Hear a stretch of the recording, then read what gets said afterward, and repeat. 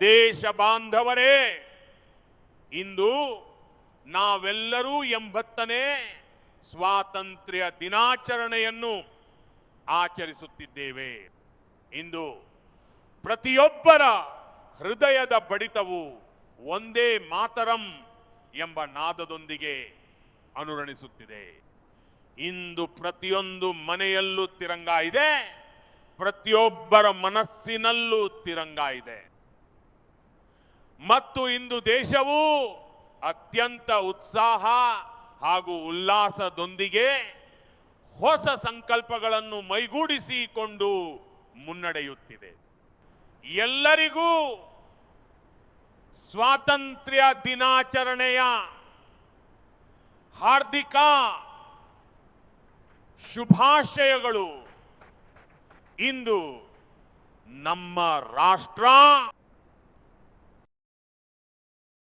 ದೇಶದ ಸ್ವಾತಂತ್ರ್ಯಕ್ಕಾಗಿ ತ್ಯಾಗ ಮತ್ತು ಬಲಿದಾನದ ಪರಾಕಾಷ್ಠೆಯನ್ನು ಮೆರೆದ ಆ ಮಹಾನ್ ಪುತ್ರರನ್ನು ಇಂದು ದೇಶವು ಭಕ್ತಿಯಿಂದ ಸ್ಮರಿಸುತ್ತಿದೆ. ತಮ್ಮ ತಪಸ್ಸು, ತ್ಯಾಗ ಮತ್ತು ಬಲಿದಾನದ ಮೂಲಕ ಕೇವಲ ಸ್ವಾತಂತ್ರ್ಯವನ್ನೇ ಏಕೈಕ ಗುರಿಯನ್ನಾಗಿಸಿಕೊಂಡು ಅವರು ತಮ್ಮ ಇಡೀ ಜೀವನವನ್ನೇ ಮುಡುಪಾಗಿಟ್ಟರು. ಪೂಜ್ಯ ಬಾಪು ಸೇರಿದಂತೆ ಬಲಿದಾನದ ಮಹಾನ್ ಪರಂಪರೆಯನ್ನು ಜಾಗೃತಗೊಳಿಸಿದ ಎಲ್ಲ ಸ್ವಾತಂತ್ರ್ಯ ಹೋರಾಟಗಾರರಿಗೆ ಮತ್ತು ಮಹಾನ್ ಕ್ರಾಂತಿಕಾರಿಗಳಿಗೆ ಇಂದು ನಾನು ಶ್ರದ್ಧಾಪೂರ್ವಕವಾಗಿ ನಮಿಸುತ್ತೇನೆ. ಇಂದು ಯಾರೆಲ್ಲ ಈ ಸಮಾರಂಭದಲ್ಲಿ ಉಪಸ್ಥಿತರಿದ್ದೀರೋ ಅವರೆಲ್ಲರಿಗೂ ಸಹ ಇದೊಂದು ಐತಿಹಾಸಿಕ ಕ್ಷಣವಾಗಿದೆ.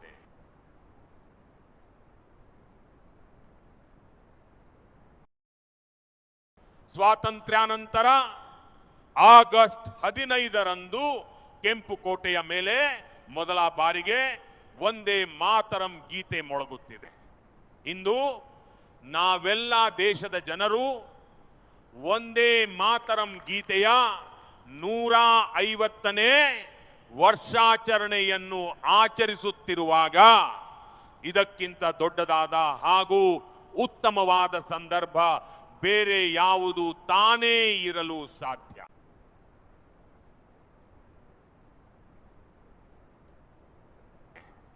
ನನ್ನ ಪ್ರೀತಿಯ ದೇಶ ಬಾಂಧವರೇ, ಕಳೆದ ಕೆಲವು ದಿನಗಳಿಂದ ದೇಶದ ಕೆಲವು ಭಾಗಗಳಲ್ಲಿ ಪ್ರವಾಹದ ಭೀಕರತೆ ಕಂಡುಬಂದಿದೆ.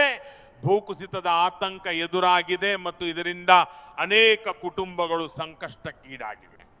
ಅವರ ನೋವು ಮತ್ತು ಸಂಕಟವನ್ನು ನಾವು ಸಂಪೂರ್ಣವಾಗಿ ಅನುಭವಿಸುತ್ತಿದ್ದೇವೆ. ಸಂತ್ರಸ್ತ ಕುಟುಂಬಗಳಿಗೆ ನಾನು ವಿಶ್ವಾಸ ನೀಡಬಯಸುತ್ತೇನೆ. ಏನೆಂದರೆ ಇಡೀ ದೇಶವೇ ಇಂದು ನಿಮ್ಮ ಜೊತೆಗೆ ಗಟ್ಟಿಯಾಗಿ ನಿಂತಿದೆ.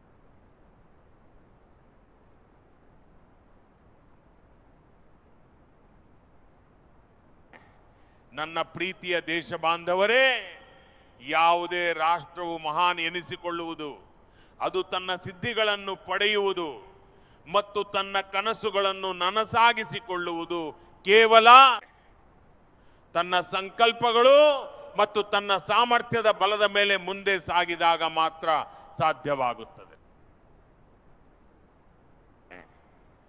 ನನ್ನ ದೇಶವಾಸಿಗಳೇ, ಇನ್ನು ಮುಂದೆ ಕೇವಲ ಸಣ್ಣ ಕನಸುಗಳನ್ನು ಕಾಣುತ್ತಾ ಕುಳಿತರೆ ಖಂಡಿತ ನಡೆಯುವುದಿಲ್ಲ. ನಾವು ದೊಡ್ಡ ಕನಸುಗಳನ್ನೇ ಕಾಣಬೇಕಿದೆ. ಏಕೆಂದರೆ ದೊಡ್ಡ ಕನಸುಗಳು ನಮ್ಮ ಆಲೋಚನೆಗಳನ್ನು ವಿಸ್ತರಿಸುತ್ತವೆ. ಅವು ನಮ್ಮ ಆಲೋಚನೆಯ ಕ್ಷಿತಿಜವನ್ನು ವಿಶಾಲವಾಗಿಸುತ್ತವೆ. ನಮ್ಮ ಸಂಕಲ್ಪಗಳು ದೃಢವಾಗಿರಬೇಕು. ಸಂಕಲ್ಪವು ದೃಢವಾಗಿದ್ದಾಗ ಎಂತಹ ಕಷ್ಟ ಕಾರ್ಪಣ್ಯಗಳು ಮತ್ತು ವಿಪತ್ತುಗಳ ನಡುವೆಯೂ ದಾರಿಗಳನ್ನು ಕಂಡುಕೊಳ್ಳುವ ಸಾಮರ್ಥ್ಯವು ತನ್ನಷ್ಟಕ್ಕೆ ತಾನೇ ಜಾಗೃತಗೊಂಡು ಹೊರಹೊಮ್ಮುತ್ತದೆ. ಮತ್ತು ನನ್ನ ಪ್ರೀತಿಯ ದೇಶ ಬಾಂಧವರೇ, ನಮ್ಮ ಸಂಕಲ್ಪಗಳು ಕೂಡ ಉನ್ನತವಾಗಿರಬೇಕು. ಏಕೆಂದರೆ ಕನಸುಗಳು ದೊಡ್ಡದಾಗಿದ್ದಾಗ ಮತ್ತು ಸಂಕಲ್ಪಗಳು ಉನ್ನತವಾಗಿದ್ದಾಗ ಮಾತ್ರ ನಮ್ಮ ಸಾಮರ್ಥ್ಯದ ಎತ್ತರವೂ ಹೆಚ್ಚಾಗುತ್ತದೆ. ನಮ್ಮ ಪ್ರಯತ್ನಗಳ ವ್ಯಾಪ್ತಿಯು ವಿಸ್ತಾರಗೊಳ್ಳುತ್ತದೆ. ಆಗ ಮಾತ್ರ ನಾವು ಕಂಡ ಕನಸುಗಳನ್ನು ನನಸಾಗಿಸಲು ಸಾಧ್ಯವಾಗುತ್ತದೆ.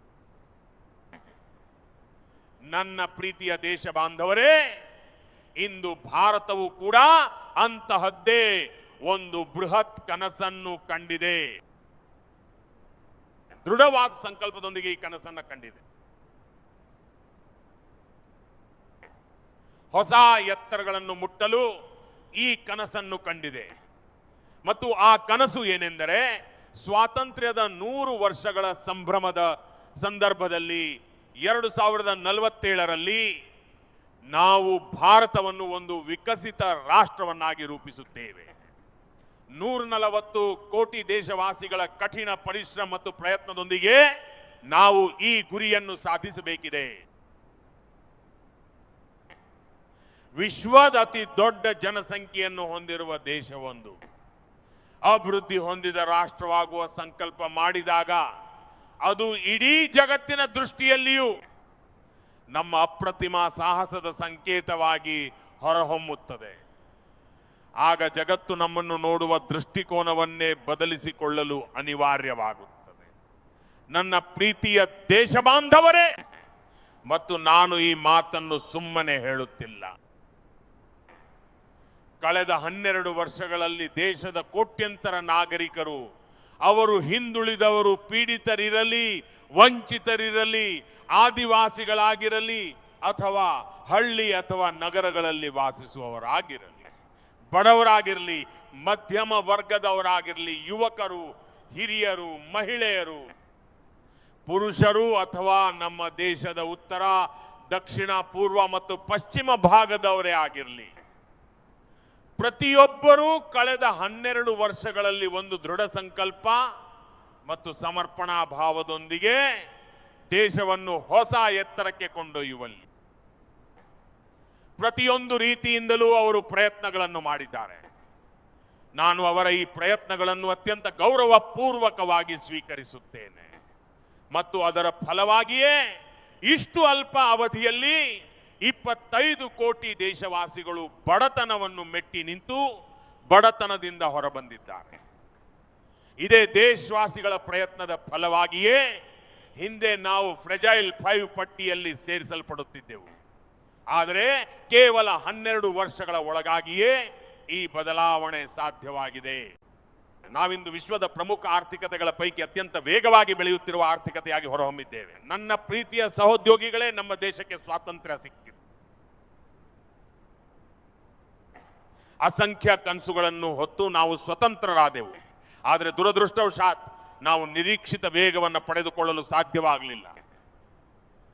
ಎಲ್ಲೋ ಒಂದು ಕಡೆ ಮಂದಗತಿಯ ಆಮೆ ನಡಿಗೆಗೆ ಒಗ್ಗಿಕೊಂಡು ಏನೋ ನಡೆಯುತ್ತಿದೆ, ಮುಂದೆ ನೋಡೋಣ ಎನ್ನುವ ಉದಾಸೀನದ ಮನೋಭಾವದಲ್ಲೇ ನಾವು ಕಳೆದು ಹೋಗಿದ್ದೆವು. 2014ರ ವೇಳೆಗೆ ಇಡೀ ಜಗತ್ತು ನಮ್ಮನ್ನು ಫ್ರೆಜೈಲ್ 5 ಪಟ್ಟಿಗೆ ಸೇರಿಸಿ ಕೈಬಿಟ್ಟಿತ್ತು. ಅಂತಹ ಸಂದರ್ಭದಲ್ಲಿ ಕಳೆದ 12 ವರ್ಷಗಳಲ್ಲಿ ಭಾರತವು ಒಂದು ಹೊಸ ವೇಗವನ್ನು ಪಡೆದುಕೊಂಡಿದೆ. ನಾವಿಂದು ಅತ್ಯಂತ ವೇಗವಾಗಿ ಮುನ್ನುಗ್ಗುತ್ತಿದ್ದೇವೆ ಮತ್ತು ಇದು ದೇಶವಾಸಿಗಳ ದೃಢ ಸಂಕಲ್ಪವಾಗಿದೆ. ನಿಮ್ಮ ಹಾಗೂ 140 ಕೋಟಿ ದೇಶವಾಸಿಗಳ ಈ ಸಂಕಲ್ಪದ ಶಕ್ತಿಯನ್ನು ತಡೆಯುವುದು ಅಸಾಧ್ಯವಾಗಿದೆ. ನನ್ನ ಪ್ರೀತಿಯ ದೇಶ ಬಾಂಧವರೇ, ಕಳೆದ 12 ವರ್ಷಗಳಲ್ಲಿ ರಕ್ಷಣಾ ಉತ್ಪಾದನೆಯು ಸುಮಾರು 4 ಪಟ್ಟು ಹೆಚ್ಚಾಗಿದೆ. ಖಾದಿ ಮತ್ತು ಗ್ರಾಮೋದ್ಯೋಗದ ಉತ್ಪಾದನೆಯು ಸುಮಾರು 5 ಪಟ್ಟು ಹೆಚ್ಚಾಗಿದೆ. ಎಲೆಕ್ಟ್ರಾನಿಕ್ ಉತ್ಪಾದನೆಯು ಸರಿಸುಮಾರು 7 ಪಟ್ಟು ವೃದ್ಧಿಸಿದೆ. ಆಧುನಿಕ ರೈಲ್ವೆ ಬೋಗಿಗಳ ನಿರ್ಮಾಣವು 21 ಪಟ್ಟು ಹೆಚ್ಚಾಗಿದ್ದರೆ ಮೊಬೈಲ್ ಫೋನ್ ಉತ್ಪಾದನೆಯು ಬರೋಬ್ಬರಿ 37 ಪಟ್ಟು ಹೆಚ್ಚಾಗಿದೆ. ಅಷ್ಟೇ ಅಲ್ಲದೆ ಈ ಆಧುನಿಕ ಯುಗದ ಅಗತ್ಯಗಳಿಗೆ ಅನುಗುಣವಾಗಿ ಡಿಜಿಟಲ್ ಮತ್ತು ನಾವೀನ್ಯತೆಯ ಜಗತ್ತಿನಲ್ಲಿಯೂ ನಾವು ನಮ್ಮ ವಿಜಯದ ಪತಾಕೆಯನ್ನು ಹಾರಿಸಿದ್ದೇವೆ. ಇಂಟರ್ನೆಟ್ ಬಳಕೆದಾರರು ಮತ್ತು ಇಂಟರ್ನೆಟ್ ಗ್ರಾಹಕರ ಸಂಖ್ಯೆ ಸುಮಾರು 4 ಪಟ್ಟು ಹೆಚ್ಚಾಗಿದೆ. ಪೇಟೆಂಟ್ ನೀಡುವ ಸಂಖ್ಯೆಯೂ 4 ಪಟ್ಟಿನಷ್ಟು ವೃದ್ಧಿಸಿದೆ. ಡಿಜಿಟಲ್ ವಹಿವಾಟುಗಳು 100 ಪಟ್ಟು ಹೆಚ್ಚಿವೆ. ಇವುಗಳ ಜೊತೆಗೆ ಸಾಮಾನ್ಯ ಜನರ ಸೌಲಭ್ಯಗಳ ಕಡೆಗೂ ನಾವು ಅಷ್ಟೇ ಗಂಭೀರವಾಗಿ ಗಮನಹರಿಸಿ ಕೆಲಸ ಮಾಡಿದ್ದೇವೆ. ಪ್ರತಿ ವರ್ಷ ಸರಾಸರಿ 15 ಪಟ್ಟು ಹೆಚ್ಚು ವೇಗವಾಗಿ ನಾವು ಮನೆ ಮನೆಗೆ ನಲ್ಲಿಯ ಮೂಲಕ ನೀರಿನ ಸಂಪರ್ಕಗಳನ್ನು ನೀಡಿದ್ದೇವೆ. ಹಾಗೂ ಪ್ರತಿ ವರ್ಷ ಸರಾಸರಿ 6 ಪಟ್ಟು ಹೆಚ್ಚಿನ ವೇಗದಲ್ಲಿ ಗ್ಯಾಸ್ ಸಂಪರ್ಕಗಳನ್ನು ಒದಗಿಸಿದ್ದೇವೆ. ನಾವು ಪ್ರತಿ ವರ್ಷ 4 ಪಟ್ಟು ವೇಗದಲ್ಲಿ ಬಡವರಿಗಾಗಿ ಶೌಚಾಲಯಗಳನ್ನು ನಿರ್ಮಿಸುವ ಕೆಲಸ ಮಾಡಿದ್ದೇವೆ. ಪ್ರತಿ ವರ್ಷ 3 ಪಟ್ಟು ಹೆಚ್ಚಿನ ವೇಗದಲ್ಲಿ ಬಡವರಿಗೆ ಮನೆಗಳನ್ನು ಒದಗಿಸುವ ಕೆಲಸ ಮಾಡಿದ್ದೇವೆ. ದೇಶವು ಆಡಳಿತ ವ್ಯವಸ್ಥೆಯಲ್ಲೂ ಸಹ ಬಹಳಷ್ಟು ಬದಲಾವಣೆಗಳನ್ನು ತಂದಿದೆ. ಸಾವಿರಾರು ಸಂಖ್ಯೆಯ ಅನಗತ್ಯ ನಿಯಮಗಳನ್ನು ಅಂದ್ರೆ ಕಂಪ್ಲೇಂಟ್ಸ್ಗಳನ್ನು ರದ್ದುಗೊಳಿಸಿದ್ದೇವೆ. 100 ವರ್ಷಗಳಷ್ಟು ಹಳೆಯದಾದ ಕಾನೂನುಗಳನ್ನು ಕಿತ್ತೆಸೆದಿದ್ದೇವೆ. ಏಕೆಂದರೆ ಕಳೆದ ಶತಮಾನದ ಕಾನೂನುಗಳ ಮೂಲಕ 21ನೇ ಶತಮಾನದ ಮುನ್ನಡೆಯನ್ನು ಸಾಧಿಸಲು ಸಾಧ್ಯವಿಲ್ಲ. ನಾವು ಆಧುನಿಕ ಮೂಲ ಸೌಕರ್ಯಕ್ಕಾಗಿ ಮೆಟ್ರೋ ಜಾಲವನ್ನು ವಿಸ್ತರಿಸಿದ್ದೇವೆ. ಸಾರ್ವಜನಿಕ ಸಾರಿಗೆ ವ್ಯವಸ್ಥೆಗೆ ಹೆಚ್ಚಿನ ಶಕ್ತಿಯನ್ನು ತುಂಬಿದ್ದೇವೆ. ನಾವು ಕೆಲಸ ಮಾಡಿದ ಆ ವೇಗ, ಆ ವ್ಯಾಪ್ತಿ, ಈ ಅಭಿವೃದ್ಧಿಯ ರಭಸ, ಈ ವಿಸ್ತರಣೆ ಮತ್ತು ಸಾಧನೆಗಳನ್ನು ಸ್ವಾತಂತ್ರ್ಯದ ನಂತರ ಕಳೆದ 1 ದಶಕದಲ್ಲಿ ನಾವು ಮೊದಲ ಬಾರಿಗೆ ನೋಡುತ್ತಿದ್ದೇವೆ. ಇಷ್ಟೊಂದು ಸಾಧನೆಗಳು ನಮ್ಮ ಕಣ್ಣ ಮುಂದಿರುವಾಗ, ಇಂತಹ ತೀವ್ರ ಗತಿಯ ಪ್ರಗತಿ ಕಾಣಿಸುತ್ತಿರುವಾಗ ದೇಶವಾಸಿಗಳ ಸಾಮರ್ಥ್ಯವು ಪ್ರತಿ ಕ್ಷಣವೂ ಅನಾವರಣಗೊಳ್ಳುತ್ತಿದೆ. ಹಾಗಾದಾಗ ಮಾತ್ರ 2047ರ ವೇಳೆಗೆ ಭಾರತವನ್ನು ವಿಕಸಿತ ರಾಷ್ಟ್ರವನ್ನಾಗಿ ಮಾಡುವ ಸಂಕಲ್ಪವು ಎಂದಿಗೂ ಅಪೂರ್ಣವಾಗಿ ಉಳಿಯಲು ಸಾಧ್ಯವಿಲ್ಲ. ನಾವು ಅಭಿವೃದ್ಧಿಯ ಪಥದಲ್ಲಿ ಮುನ್ನಡೆಯುತ್ತಿದ್ದೇವೆ ಎಂಬುದಕ್ಕೆ ಈ ಎಲ್ಲ ಅಂಕಿ ಅಂಶಗಳೇ ಸಾಕ್ಷಿಯಾಗಿವೆ. ನನ್ನ ಪ್ರೀತಿಯ ದೇಶ ಬಾಂಧವರೇ, ಆದರೆ ಆ ಗುರಿ ತಲುಪಲು ಆತ್ಮವಿಶ್ವಾಸದ ಅಗತ್ಯವಿದೆ, ಆತ್ಮಗೌರವದ ಅವಶ್ಯಕತೆ ಇದೆ ಮತ್ತು ಅದರೊಂದಿಗೆ ನಾವು ಆತ್ಮನಿರ್ಭರ ಭಾರತವಾಗುವುದು ಸಹ ಬಹಳ ಮುಖ್ಯವಾಗಿದೆ. ಅದಕ್ಕಾಗಿಯೇ ಕಳೆದ ವರ್ಷಗಳಲ್ಲಿ ಭಾರತವು ಇನ್ನು ಮುಂದೆ ಇತರ ದೇಶಗಳ ಮೇಲೆ ಅವಲಂಬಿತವಾಗಿ ಬದುಕಬಾರದು ಎಂಬುದು ನಮ್ಮ ದೃಢವಾದ ನಿಲುವಾಗಿದೆ. ನಾವು ಸ್ವಾವಲಂಬಿಗಳಾಗಬೇಕು, ಅಂದ್ರೆ ಆತ್ಮನಿರ್ಭರರಾಗಬೇಕು. ಜಗತ್ತಿನಲ್ಲಿ ನಮಗೆ ಬೇಕಾದ ಬಹಳಷ್ಟು ವಸ್ತುಗಳು ಲಭ್ಯವಿವೆ. ಅವು ಅಗ್ಗವಾಗಿ ಮತ್ತು ಬೇಗನೆ ಸಿಗಬಹುದು. ಆದರೂ ಸ್ವಾವಲಂಬನೆಯೇ ಮುಖ್ಯ. ಆದರೆ ಅದರಿಂದ ನಮ್ಮ ಸಾಮರ್ಥ್ಯವು ವೃದ್ಧಿಸುವುದಿಲ್ಲ ಅಥವಾ ನಮ್ಮ ಶಕ್ತಿಯ ಪರೀಕ್ಷೆಯೂ ಆಗುವುದಿಲ್ಲ. ಆದ್ದರಿಂದ ನಾವು ಕೂಡ ನಮ್ಮ ಸಾಮರ್ಥ್ಯಗಳನ್ನು ಹೆಚ್ಚಿಸಿಕೊಳ್ಳುವುದು ಅತ್ಯಗತ್ಯವಾಗಿದೆ ಮತ್ತು ನಮ್ಮ ಹಿತಾಸಕ್ತಿಗಳ ರಕ್ಷಣೆಯನ್ನು ನಾವೇ ಮಾಡಿಕೊಳ್ಳಬೇಕಿದೆ. ಇದೇ ಕಾರಣಕ್ಕಾಗಿ ನಾವು ಆತ್ಮನಿರ್ಭರ ಭಾರತದ ಸಂಕಲ್ಪವನ್ನು ಅತ್ಯಂತ ದೃಢತೆಯೊಂದಿಗೆ ಹೊತ್ತು ಮುನ್ನಡೆಯುತ್ತಿದ್ದೇವೆ.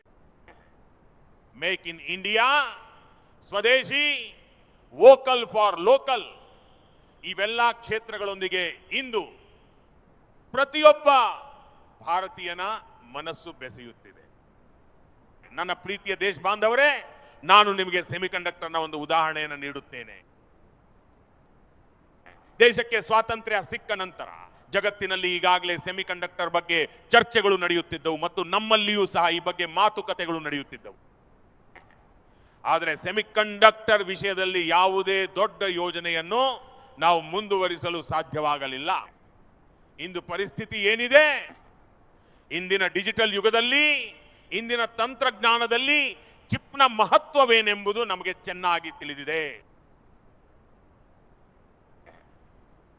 ಯಾವುದೇ ಎಲೆಕ್ಟ್ರಾನಿಕ್ ವಸ್ತುಗಳಿರಲಿ, ನಮ್ಮ ವೈದ್ಯಕೀಯ ಉಪಕರಣಗಳಿರಲಿ ಅಥವಾ ನಮ್ಮ ಸಾರಿಗೆ ಮಾರ್ಗಗಳಿರಲಿ, ಪ್ರತಿಯೊಂದರಲ್ಲೂ ಇಂದು ಚಿಪ್ ಅತ್ಯಗತ್ಯವಾಗಿದೆ. ಇಂದು ಈ ಚಿಪ್ ಇಲ್ಲದೆ ಜಗತ್ತೇ ಸ್ತಬ್ಧವಾಗಿ ಬಿಡಬಹುದು ಎನ್ನುವಂತಹ ಪರಿಸ್ಥಿತಿ ನಿರ್ಮಾಣವಾಗಿದೆ. ಅದಕ್ಕಾಗಿಯೇ ಭಾರತವು ಆತ್ಮನಿರ್ಭರವಾಗುವ ದಿಕ್ಕಿನಲ್ಲಿ ತನ್ನದೇ ಆದ ಸೆಮಿಕಂಡಕ್ಟರ್ ಪ್ಲಾಂಟ್, ಬೃಹತ್ ಸೆಮಿಕಂಡಕ್ಟರ್ ಪ್ಲಾಂಟ್, ಹೀಗೆ ಒಟ್ಟು 3 ಸೆಮಿಕಂಡಕ್ಟರ್ ಘಟಕಗಳನ್ನು ಈಗಾಗಲೇ ಪ್ರಾರಂಭಿಸಿದೆ ಮತ್ತು ಅಲ್ಲಿ ನಡೆಯುತ್ತಿರುವ ಉತ್ಪಾದನೆಯು ಈಗ ರಫ್ತಾಗಲು ಸಹ ಪ್ರಾರಂಭವಾಗಿದೆ ಎಂದು ನನಗೆ ತಿಳಿಸಲಾಗಿದೆ. ನಾನು ದೇಶವಾಸಿಗಳಿಗೆ ಹೇಳ ಬಯಸುತ್ತೇನೆಂದರೆ, ಮುಂಬರುವ 7-8 ವರ್ಷಗಳಲ್ಲಿ ಇನ್ನೂ 5-6 ಅಥವಾ 8 ಸೆಮಿಕಂಡಕ್ಟರ್ ಘಟಕಗಳು ಅತ್ಯಂತ ಶೀಘ್ರದಲ್ಲೇ ಪ್ರಾರಂಭವಾಗಲಿವೆ. ಈ ಆತ್ಮನಿರ್ಭರ ಭಾರತವು ನಮಗೆ ವಿಕಸಿತ ಭಾರತದತ್ತ ಸಾಗಲು ಒಂದು ಸುಭದ್ರವಾದ ಹೆದ್ದಾರಿಯನ್ನು ನಿರ್ಮಿಸಿಕೊಡುತ್ತದೆ. ನನ್ನ ಪ್ರೀತಿಯ ದೇಶ ಬಾಂಧವರೇ, ಇತ್ತೀಚೆಗೆ ನಿರ್ಣಾಯಕ ಖನಿಜಗಳ ಬಗ್ಗೆ ಒಂದು ಮಹತ್ವದ ಚರ್ಚೆ ನಡೆಯುತ್ತಿದೆ. ಇಂದು ಜಗತ್ತಿನ ಇಡೀ ತಂತ್ರಜ್ಞಾನವೇ ಈ ನಿರ್ಣಾಯಕ ಖನಿಜಗಳ ಮೇಲೆ ಅವಲಂಬಿತವಾಗಿದೆ. ಭಾರತವು ಈ ಕ್ಷೇತ್ರದಲ್ಲಿಯೂ ತನ್ನ ಹಿತಾಸಕ್ತಿಗಳನ್ನು ಸುರಕ್ಷಿತವಾಗಿರಿಸಲು ಈಗ ಸಂಪೂರ್ಣವಾಗಿ ತೊಡಗಿಸಿಕೊಂಡಿದೆ. ಈ ನಿರ್ಣಾಯಕ ಖನಿಜಗಳ ಗುರಿಯನ್ನು ನಾವೆಲ್ಲರೂ ಒಟ್ಟಾಗಿ ಹಂಚಿಕೊಳ್ಳೋಣ. ನಾವು ನ್ಯಾಷನಲ್ ಕ್ರಿಟಿಕಲ್ ಮಿನರಲ್ ಮಿಷನ್ ಅನ್ನು ಪ್ರಾರಂಭಿಸಿದ್ದೇವೆ ಮತ್ತು ವಿದೇಶಗಳಲ್ಲಿ ಕ್ರಿಟಿಕಲ್ ಮಿನರಲ್ ಕಾರಿಡಾರ್ ಅನ್ನು ಸಹ ಘೋಷಿಸಿದ್ದೇವೆ. ಇದರ ಅಡಿಯಲ್ಲಿ ಇಂದು ಅನೇಕ ದೇಶಗಳೊಂದಿಗೆ ಒಪ್ಪಂದಗಳು ನಡೆಯುತ್ತಿವೆ. ಜಗತ್ತಿನ ಹಲವಾರು ದೇಶಗಳು ಇಂದು ಈ ಕ್ರಿಟಿಕಲ್ ಮಿನರಲ್ ವಿಷಯದಲ್ಲಿ ಭಾರತದ ಮೇಲೆ ನಂಬಿಕೆ ಇಡಲು ಪ್ರಾರಂಭಿಸಿವೆ. ನನ್ನ ಪ್ರೀತಿಯ ದೇಶ ಬಾಂಧವರೇ, ಈ ಸೆಮಿಕಂಡಕ್ಟರ್ ವಿಷಯವಿರಲಿ ಅಥವಾ ಕ್ರಿಟಿಕಲ್ ಮಿನರಲ್ ವಿಷಯವಿರಲಿ, ಇಂದು ನಾವು ಮತ್ತು ಇಡೀ ಜಗತ್ತು ಯಾವ ತಂತ್ರಜ್ಞಾನದ ದಿಕ್ಕಿನಲ್ಲಿ ಸಾಗುತ್ತಿದ್ದೇವೆಯೋ ಅದರಲ್ಲಿ ಇವು ಅತ್ಯಂತ ಮಹತ್ವದ ಪಾತ್ರವನ್ನು ವಹಿಸುತ್ತಿವೆ.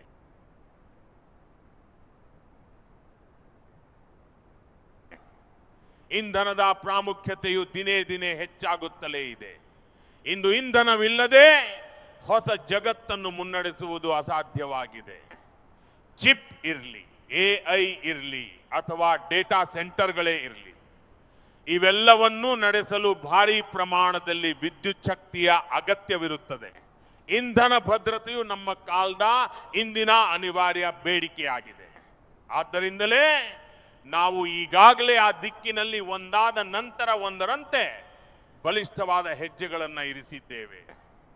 ನ್ಯೂಕ್ಲಿಯರ್ ಎನರ್ಜಿಯು ಇಂದು ಇಂಧನ ಭದ್ರತೆಯ ಒಂದು ದೊಡ್ಡ ಮಾಧ್ಯಮವಾಗಿದೆ. ನಾವು ಸಂಸತ್ತಿನಲ್ಲಿ ಅಣುಶಕ್ತಿ ಕಾಯ್ದೆಯನ್ನು ತಿದ್ದುಪಡಿ ಮಾಡುವ ಮೂಲಕ ಒಂದು ಹೊಸ ದಿಕ್ಕಿನಲ್ಲಿ ಸಾಗುವ ದಾರಿಯನ್ನು ಸುಗಮಗೊಳಿಸಿದ್ದೇವೆ. 2047ರ ವೇಳೆಗೆ ನಾವು 100 ಗಿಗಾವಾಟ್ ನ್ಯೂಕ್ಲಿಯರ್ ಪವರ್ ಉತ್ಪಾದಿಸುವ ಗುರಿಯನ್ನು ಹೊಂದಿದ್ದೇವೆ. ಇದೇ ದಶಕದಲ್ಲಿ ನಾವು 5 ಹೊಸ ನ್ಯೂಕ್ಲಿಯರ್ ರಿಯಾಕ್ಟರ್ಗಳನ್ನು ಪ್ರಾರಂಭಿಸುವ ಗುರಿ ಹಾಕಿಕೊಂಡು ಮುನ್ನಡೆಯುತ್ತಿದ್ದೇವೆ. ಈ ವರ್ಷ ಭಾರತವು ಫಾಸ್ಟ್ ಬ್ರೀಡರ್ ನ್ಯೂಕ್ಲಿಯರ್ ತಂತ್ರಜ್ಞಾನದಲ್ಲಿ ಪರಿಣತಿಯನ್ನು ಸಾಧಿಸುವ ಮೂಲಕ ಒಂದು ಅತ್ಯಂತ ಪ್ರಮುಖ ಮೈಲಿಗಲ್ಲನ್ನು ದಾಟಿದೆ ಮತ್ತು ಅದರ ಫಲವಾಗಿ ಪರಮಾಣು ಇಂಧನ ಕ್ಷೇತ್ರದಲ್ಲಿ ಆತ್ಮನಿರ್ಭರರಾಗುವತ್ತ ನಾವು ಒಂದು ಅತ್ಯಂತ ದೊಡ್ಡ ಯಶಸ್ವಿ ಹೆಜ್ಜೆಯನ್ನು ಇಟ್ಟಿದ್ದೇವೆ. ನನ್ನ ಪ್ರೀತಿಯ ದೇಶ ಬಾಂಧವರೇ, ಹಲವು ಬಾರಿ ಸಂಪನ್ಮೂಲಗಳ ಕೊರತೆಯಿಂದಾಗಿ ದೇಶವು ಎಂದಿಗೂ ನಿಂತು ಹೋಗುವುದಿಲ್ಲ. ಆದರೆ ಅಭಿವೃದ್ಧಿಯ ಹಾದಿಯಲ್ಲಿ ನಾವು ಹಿಂದುಳಿಯಲು ಕಾರಣವೆಂದರೆ ಅದು ನಮ್ಮ ಆಲೋಚನೆಗಳ ಮಿತಿಗಳು. ಯಾವಾಗ ನಮ್ಮ ಆಲೋಚನಾ ಕ್ರಮವು ಸಂಕುಚಿತಗೊಳ್ಳುತ್ತದೆಯೋ ಮತ್ತು ಆ ಮಿತಿಗಳಲ್ಲೇ ಸಿಲುಕುತ್ತದೆಯೋ ಆಗ ನಮಗೆ ನಮ್ಮ ಸ್ವಂತ ಸಾಮರ್ಥ್ಯವನ್ನು ಗುರುತಿಸಲು ಸಹ ಸಾಧ್ಯವಾಗುವುದಿಲ್ಲ. ಇಂದು ನಮ್ಮ ದೇಶವು ಕಚ್ಚಾ ತೈಲಕ್ಕಾಗಿ ಇತರರ ಮೇಲೆ ಅವಲಂಬಿತವಾಗುವ ಅನಿವಾರ್ಯತೆ ಎದುರಾಗಿದೆ. ಇದಕ್ಕೆ ಮುಖ್ಯವಾಗಿ ನಮ್ಮ ತಪ್ಪು ಆಲೋಚನೆಗಳೇ ಕಾರಣವಾಗಿದೆ. ನೀವು ಕೇಳಿದರೆ ನಿಜಕ್ಕೂ ಆಶ್ಚರ್ಯ ಪಡುತ್ತೀರಿ. ಏಕೆಂದರೆ ಇಂತಹ ಸಂಕುಚಿತ ಆಲೋಚನಾ ಕ್ರಮದಿಂದಾಗಿ ನಮ್ಮ ಒಟ್ಟು ಸಮುದ್ರ ತೀರದ ಸುಮಾರು 99% ಭಾಗವನ್ನು ನೋಗೋ ಏರಿಯಾ ಎಂದು ಘೋಷಿಸಲಾಗಿತ್ತು. ನಾವೇ ನಮ್ಮ ಸಮುದ್ರದ ಆಳಕ್ಕೆ ಇಳಿದು ಅಲ್ಲಿ ಅನ್ವೇಷಣೆಯನ್ನು ನಡೆಸಬಾರದು ಎಂಬ ನಿರ್ಧಾರವನ್ನು ಕೈಗೊಂಡಿದ್ದೆವು. ಇದು ನಮ್ಮ ಆಲೋಚನೆಯಲ್ಲಿದ್ದ ಬಡತನವಾಗಿತ್ತು. ಆದರೆ ಇನ್ನು ಮುಂದೆ ಇದು ನಡೆಯುವುದಿಲ್ಲ ಎಂದು ನಾವು ಈಗ ದೃಢವಾಗಿ ನಿರ್ಧರಿಸಿದ್ದೇವೆ. ಹಿಂದೆ 99% ಯಾವ ಭಾಗಗಳು ನೋಗೋ ಏರಿಯಾ ಆಗಿದ್ದವೋ ನಾವು ಅವುಗಳನ್ನು ಗೋ ಅಹೆಡ್ ಏರಿಯಾಗಳಾಗಿ ಮುಕ್ತಗೊಳಿಸಿದ್ದೇವೆ. ಈಗ ನಾವು ಸಮುದ್ರದ ಆಳದಲ್ಲಿಯೂ ಸಹ ಎಕ್ಸ್ಪ್ಲೋರೇಷನ್ ಮಾಡಲು ಹೊಸ ಹೊಸ ನೈಸರ್ಗಿಕ ನಿಕ್ಷೇಪಗಳನ್ನು ಹುಡುಕುವ ದಿಕ್ಕಿನಲ್ಲಿ ಮುನ್ನಡೆಯುತ್ತಿದ್ದೇವೆ. ಇದಕ್ಕಾಗಿ ನಾವು ನಿರಂತರವಾಗಿ ಪ್ರಯತ್ನಿಸುತ್ತಿದ್ದೇವೆ ಮತ್ತು ಕಳೆದ ವರ್ಷ ಇದೇ ದಿಕ್ಕಿನಲ್ಲಿ ಒಂದು ಮಹತ್ವದ ಹೆಜ್ಜೆಯನ್ನಿಟ್ಟು ಸಮುದ್ರ ಮಂಥನ ಕಾರ್ಯಕ್ರಮವನ್ನು ಘೋಷಿಸಿದ್ದೇವೆ. ಕಳೆದ ಕೆಲವು ದಿನಗಳಲ್ಲಿ ನಾವು ಈ ಕೆಲಸಕ್ಕಾಗಿ 85,000 ಕೋಟಿ ರೂಪಾಯಿಗಳನ್ನು ಮೀಸಲಿಟ್ಟು ಈ ಕಾರ್ಯಕ್ಕೆ ಹೆಚ್ಚಿನ ವೇಗವನ್ನು ನೀಡಲು ನಿರ್ಧರಿಸಿದ್ದೇವೆ. ನನ್ನ ಪ್ರೀತಿಯ ದೇಶ ಬಾಂಧವರೇ, ಇಂಧನ ಭದ್ರತೆಯ ವಿಷಯದಲ್ಲಿ ನಾನು ಮೊದಲೇ ಹೇಳಿದಂತೆ ನಾವು ಪರ್ಯಾಯ ಇಂಧನ ಮೂಲಗಳತ್ತಲೂ ನಮ್ಮ ಸಂಪೂರ್ಣ ಶಕ್ತಿಯನ್ನು ವಿನಿಯೋಗಿಸುವುದು ಇಂದು ಬಹಳ ಅಗತ್ಯವಾಗಿದೆ. ಇದೇ ಕಾರಣಕ್ಕಾಗಿಯೇ ಇಂಧನದ ಸರಿಯಾದ ಬಳಕೆಯನ್ನು ಉತ್ತೇಜಿಸುತ್ತಾ ಭಾರತವು ಇಂದು ಈ ದಿಕ್ಕಿನಲ್ಲಿ ಅತ್ಯಂತ ವೇಗವಾಗಿ ಕೆಲಸ ಮಾಡುತ್ತಿದೆ. 2014ಕ್ಕಿಂತ ಮೊದಲು ಅಂದರೆ ಇಂದಿಗೆ 12 ವರ್ಷಗಳ ಹಿಂದೆ ನಮ್ಮ ದೇಶದ ಕೇವಲ 70 ನಗರಗಳಲ್ಲಿ ಮಾತ್ರ ಪೈಪ್ ಮೂಲಕ ಗ್ಯಾಸ್ ವಿತರಣೆಯ ವ್ಯವಸ್ಥೆ ಇತ್ತು.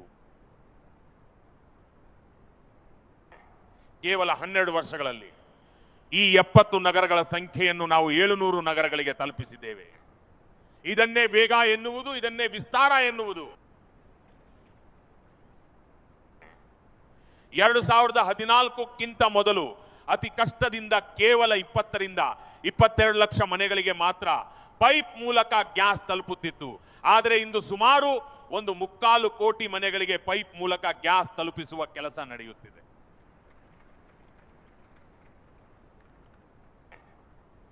ಹನ್ನೆರಡು ವರ್ಷಗಳ ಹಿಂದೆ ನಮ್ಮ ದೇಶದಲ್ಲಿ ಸೋಲಾರ್ ಎನರ್ಜಿ ಸಾಮರ್ಥ್ಯವು ಕೇವಲ 2 ಗಿಗಾವ್ಯಾಟ್ ಮಾತ್ರ ಇತ್ತು.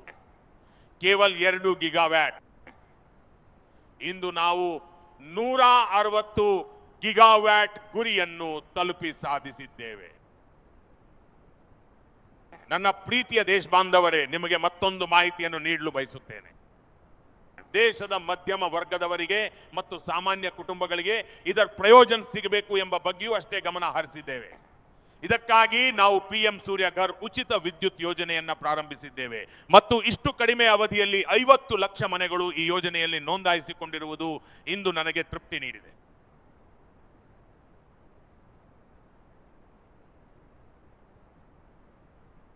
ಸೌರಶಕ್ತಿಯ ಕ್ಷೇತ್ರದಲ್ಲಿ ನಾವು ಈಗಾಗಲೇ ನಿಗದಿತ ಗುರಿಯನ್ನು ದಾಟಿದ್ದೇವೆ. ಈ ಕೆಲಸವು ಅತ್ಯಂತ ವೇಗವಾಗಿ ಸಾಗುತ್ತಿದೆ. ಇದರ ಪರಿಣಾಮವಾಗಿ ಸಾವಿರಾರು ಮನೆಗಳ ವಿದ್ಯುತ್ ಬಿಲ್ ಶೂನ್ಯಕ್ಕೆ ಇಳಿದಿದೆ. ಸಾವಿರಾರು ಕುಟುಂಬಗಳು ಇಂದು ತಮ್ಮ ಮನೆಗೆ ಬೇಕಾದ ವಿದ್ಯುತ್ ಬಳಸುವುದರ ಜೊತೆಗೆ ಹೆಚ್ಚುವರಿ ವಿದ್ಯುತ್ ಅನ್ನು ಮಾರಾಟ ಮಾಡಿ ಹಣವನ್ನು ಸಹ ಗಳಿಸುತ್ತಿವೆ. ಪ್ರತಿಯೊಂದು ಕುಟುಂಬಕ್ಕೂ ಈ ಕಾರ್ಯಕ್ಕಾಗಿ ನಮ್ಮ ಸರ್ಕಾರವು 80,000 ರೂಪಾಯಿಗಳ ಸಹಾಯಧನವನ್ನು ನೀಡುತ್ತಿದೆ. ಈ ಮೂಲಕ ನಾವು ಈ ಮಹತ್ ಕಾರ್ಯವನ್ನು ಯಶಸ್ವಿಯಾಗಿ ಪೂರ್ಣಗೊಳಿಸುತ್ತಿದ್ದೇವೆ. ನನ್ನ ಪ್ರೀತಿಯ ದೇಶ ಬಾಂಧವರೇ, ನಿಮಗೆ ಈ ವಿಷಯ ಕೇಳಿ ಆಶ್ಚರ್ಯವಾಗಬಹುದು. ನಮ್ಮ ದೇಶದ ರೈಲ್ವೆಯ ವಿದ್ಯುದೀಕರಣದ ಕೆಲಸವು ಮೊದಲ ಬಾರಿಗೆ 1925ರಲ್ಲೇ ಅಂದರೆ ಬ್ರಿಟಿಷರ ಕಾಲದಲ್ಲೇ ಆರಂಭವಾಗಿತ್ತು.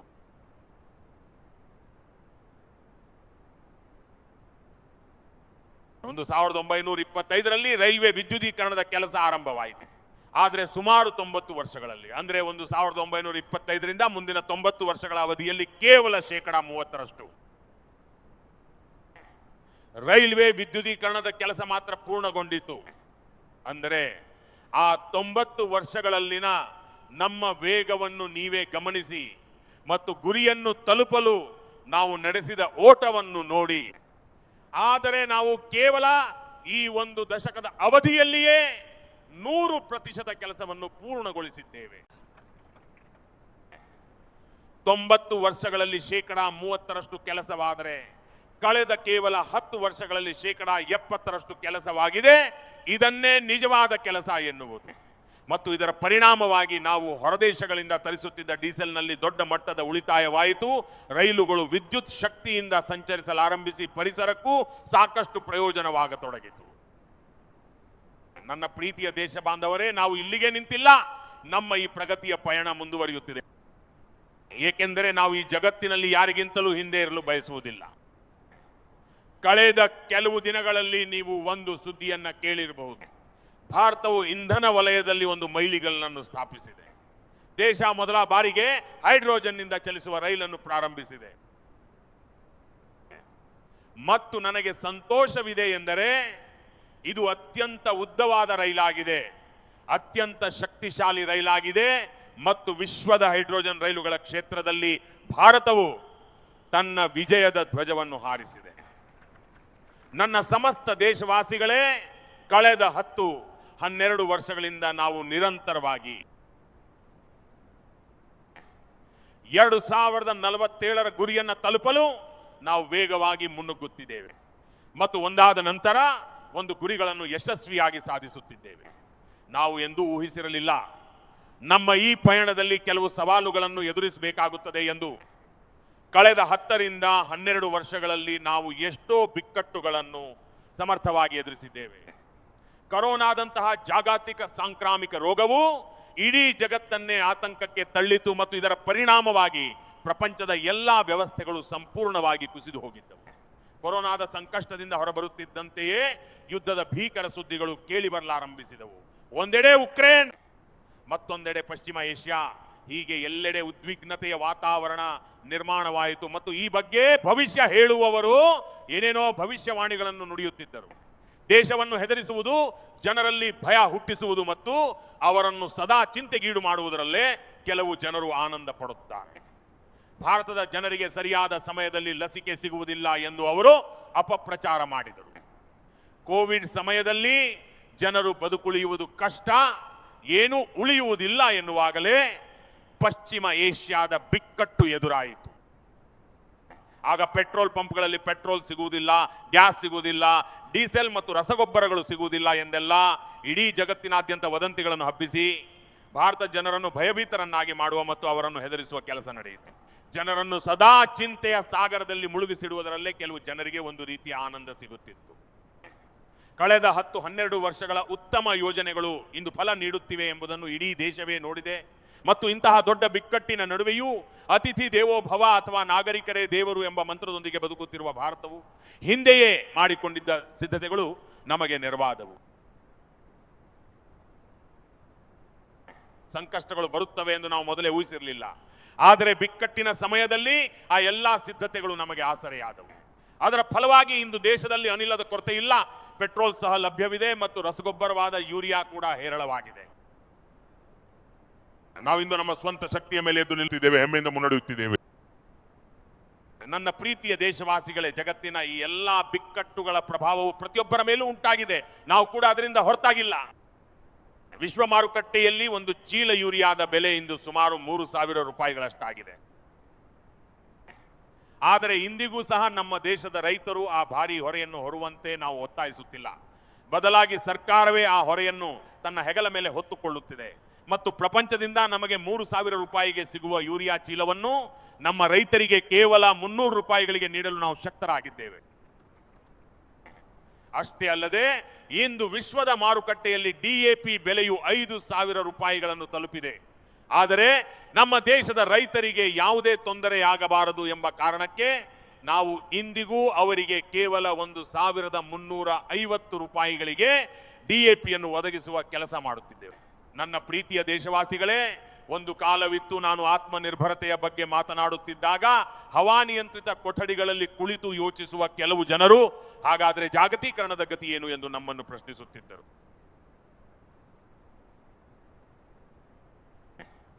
ಆದರೆ ಕಳೆದ ಒಂದು ದಶಕದಲ್ಲಿ ಜಗತ್ತು ಗ್ಲೋಬಲೈಸೇಷನ್ ಎಂಬ ಪದವನ್ನೇ ಬಳಸುವುದನ್ನು ನಿಲ್ಲಿಸಿದಂತೆ ತೋರುತ್ತಿದೆ ಎಂಬುದನ್ನು ಇಡೀ ಜಗತ್ತು ನೋಡುತ್ತಿದೆ. ಎಲ್ಲಿಂದ ಈ ಗ್ಲೋಬಲೈಸೇಷನ್ ಧ್ವನಿ ಕೇಳಿ ಬರುತ್ತಿತ್ತೋ ಇಂದು ಅದು ಕೇಳಿಸದಂತಾಗಿದೆ. ವಿಶ್ವದ ಪ್ರತಿಯೊಂದು ದೇಶವೂ ಇಂದು ತನ್ನದೇ ಆದ ಸವಾಲುಗಳ ಮತ್ತು ಹಿತಾಸಕ್ತಿಗಳತ್ತ ಮುಖ ಮಾಡಿವೆ. ಆದರೆ ದುರದೃಷ್ಟವಶಾತ್ ಈ ಬಿಕ್ಕಟ್ಟಿನ ಕಾಲಘಟ್ಟದಲ್ಲಿ ಕೆಲವು ಜನರು ತಮ್ಮ ವರ್ಚಸ್ಸನ್ನು ಪ್ರದರ್ಶಿಸಲು ಸಂಪನ್ಮೂಲಗಳನ್ನು ವೆಪನೈಸ್ ಮಾಡುವ ಆಟವಾಡಿದ್ದಾರೆ. ಜಗತ್ತು ಇಂದು ತನ್ನ ಬಳಿ ಇರುವ ಪ್ರತಿಯೊಂದನ್ನು ವೆಪನೈಸ್ ಮಾಡಲು ಮುಂದಾಗಿದೆ. ಸಂಪನ್ಮೂಲಗಳನ್ನು ವೆಪನೈಸ್ ಮಾಡುವುದು ಅಂದರೆ ಸಂಪನ್ಮೂಲಗಳ ಸಶಸ್ತ್ರೀಕರಣ ಮಾಡುವುದರಲ್ಲೇ ಇಂದು ಜಗತ್ತು ತೊಡಗಿಸಿಕೊಂಡಿದೆ. ಪೆಟ್ರೋಲ್, ಡೀಸೆಲ್, ರಸಗೊಬ್ಬರ, ಔಷಧಿಗಳು, ತಂತ್ರಜ್ಞಾನದ ಚಿಪ್ಗಳು ಅಷ್ಟೇ ಅಲ್ಲದೆ ಇಂದು ಭೂಭಾಗವನ್ನು ಕೂಡ ಶಸ್ತ್ರಾಸ್ತ್ರವನ್ನಾಗಿ ಬಳಸಲಾಗುತ್ತಿದೆ. ಇಂತಹ ಸಂದರ್ಭದಲ್ಲಿ ಒಂದು ವೇಳೆ ನಾವು ಕಳೆದ 10 ವರ್ಷಗಳಿಂದ ಆತ್ಮನಿರ್ಭರತೆಯ ಮಂತ್ರದೊಂದಿಗೆ ಸರಿಯಾದ ದಿಕ್ಕಿನಲ್ಲಿ ಸಾಗದಿದ್ದಲ್ಲಿ ಇಂತಹ ಸವಾಲುಗಳನ್ನು ಇಷ್ಟು ಬಲವಾಗಿ ಎದುರಿಸುವುದು ಹೇಗೆ ಸಾಧ್ಯವಾಗುತ್ತಿತ್ತು ಎಂಬುದನ್ನು ನಾವು ಊಹಿಸಿಕೊಳ್ಳಲು ಅಸಾಧ್ಯವಾಗಿರುತ್ತಿತ್ತು. ಮತ್ತು ಈ ನಿಟ್ಟಿನಲ್ಲಿ ನಮ್ಮ ಸಿದ್ಧತೆಗಳು ಇಂದು ನಿರಂತರವಾಗಿ ಹೆಚ್ಚುತ್ತಲೇ ಇವೆ. ನನ್ನ ಪ್ರೀತಿಯ ದೇಶವಾಸಿಗಳೇ, ಇಂದು ಭಾರತದ ವರ್ಚಸ್ಸು ಸಂಪೂರ್ಣವಾಗಿ ಹೆಚ್ಚುತ್ತಿದೆ. ಇಂದು ಭಾರತವು ಇಡೀ ಜಗತ್ತಿಗೆ ಒಂದು ಭರವಸೆಯ ಕಿರಣವಾಗಿ ಮತ್ತು ಗೌರವಾನ್ವಿತ ರಾಷ್ಟ್ರವಾಗಿ ಹೊರಹೊಮ್ಮುತ್ತಿದೆ. ಭಾರತದ ಬಳಿ ಸ್ಥಿರವಾದ ರಾಜಕೀಯ ಬೆಂಬಲವಿದೆ, ಸುಭದ್ರ ಸರ್ಕಾರವಿದೆ, ಭಾರತವು ರೋಮಾಂಚಕ ಪ್ರಜಾಪ್ರಭುತ್ವವನ್ನು ಹೊಂದಿದೆ ಹಾಗೂ ನಮ್ಮಲ್ಲಿ ಅತ್ಯಂತ ಬಲಿಷ್ಠವಾದ ನ್ಯಾಯಾಂಗ ವ್ಯವಸ್ಥೆಯೂ ಇದೆ ಮತ್ತು ನಮಗೆಲ್ಲರಿಗೂ ದಾರಿದೀಪವಾಗಿರುವುದು ಭಾರತದ ಸಂವಿಧಾನ. ಇಂದು ಇಡೀ ಜಗತ್ತು ನಮ್ಮ ಈ ಸಾಮರ್ಥ್ಯವನ್ನು ಗುರುತಿಸಲು ಆರಂಭಿಸಿದೆ. ಇದೇ ಕಾರಣಕ್ಕಾಗಿ 2014ರ ನಂತರ ವಿಶ್ವದ ಸುಮಾರು 40 ದೇಶಗಳೊಂದಿಗೆ ನಮ್ಮ FTA ಅಂದರೆ ಮುಕ್ತ ವ್ಯಾಪಾರ ಒಪ್ಪಂದಗಳು ಏರ್ಪಡುತ್ತಿವೆ. ನೋಡಿ, ಇಂದು ಎಂತಹ ದೊಡ್ಡ ಅವಕಾಶ ನಮ್ಮ ಮುಂದೆ ಬಂದಿದೆ.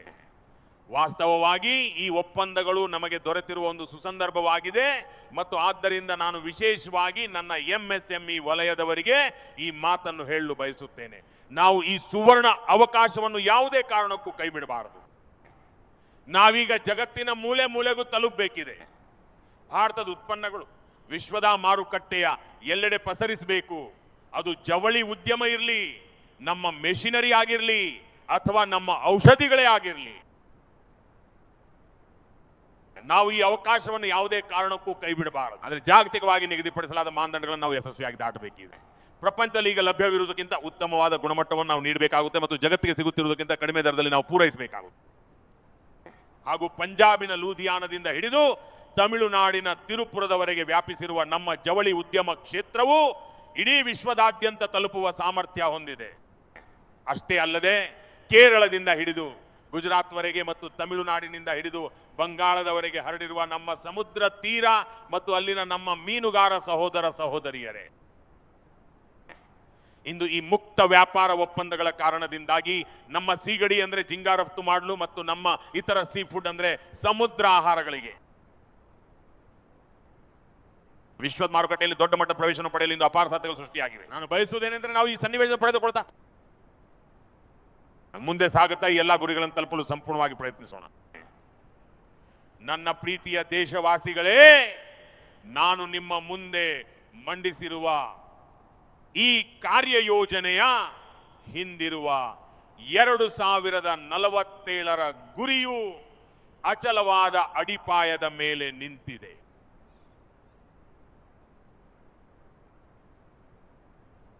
ಎರಡು 2047ರ ಹೊತ್ತಿಗೆ ವಿಕಸಿತ ಭಾರತವನ್ನು ನಿರ್ಮಿಸುವ ಈ ಗುರಿಯು ಕಳೆದ 10 ರಿಂದ 12 ವರ್ಷಗಳಲ್ಲಿ ನಮ್ಮ ದೇಶವಾಸಿಗಳು ಪ್ರದರ್ಶಿಸಿದ ಅಸಾಧಾರಣ ಸಾಮರ್ಥ್ಯದ ಒಂದು ಭಾಗವಾಗಿದೆ.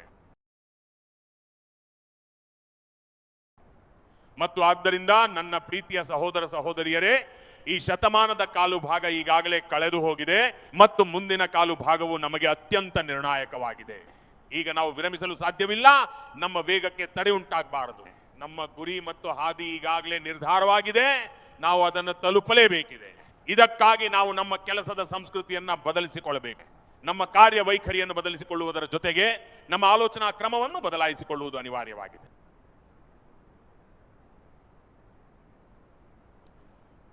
ನಾವು ನಮ್ಮ ಕೆಲಸದ ವೇಗವನ್ನು ಕೂಡ ಹೆಚ್ಚಿಸಬೇಕಿದೆ. ಕಳೆದ 5-6 ದಶಕಗಳಲ್ಲಿ ಯಾವ ಕೆಲಸಗಳು ಸಾಧ್ಯವಾಗಿಲ್ಲವೋ ಆ ಕೆಲಸಗಳನ್ನು ನಾವು ಮುಂಬರುವ 5-6 ವರ್ಷಗಳಲ್ಲಿ ಮಾಡಿ ತೋರಿಸಬೇಕಿದೆ.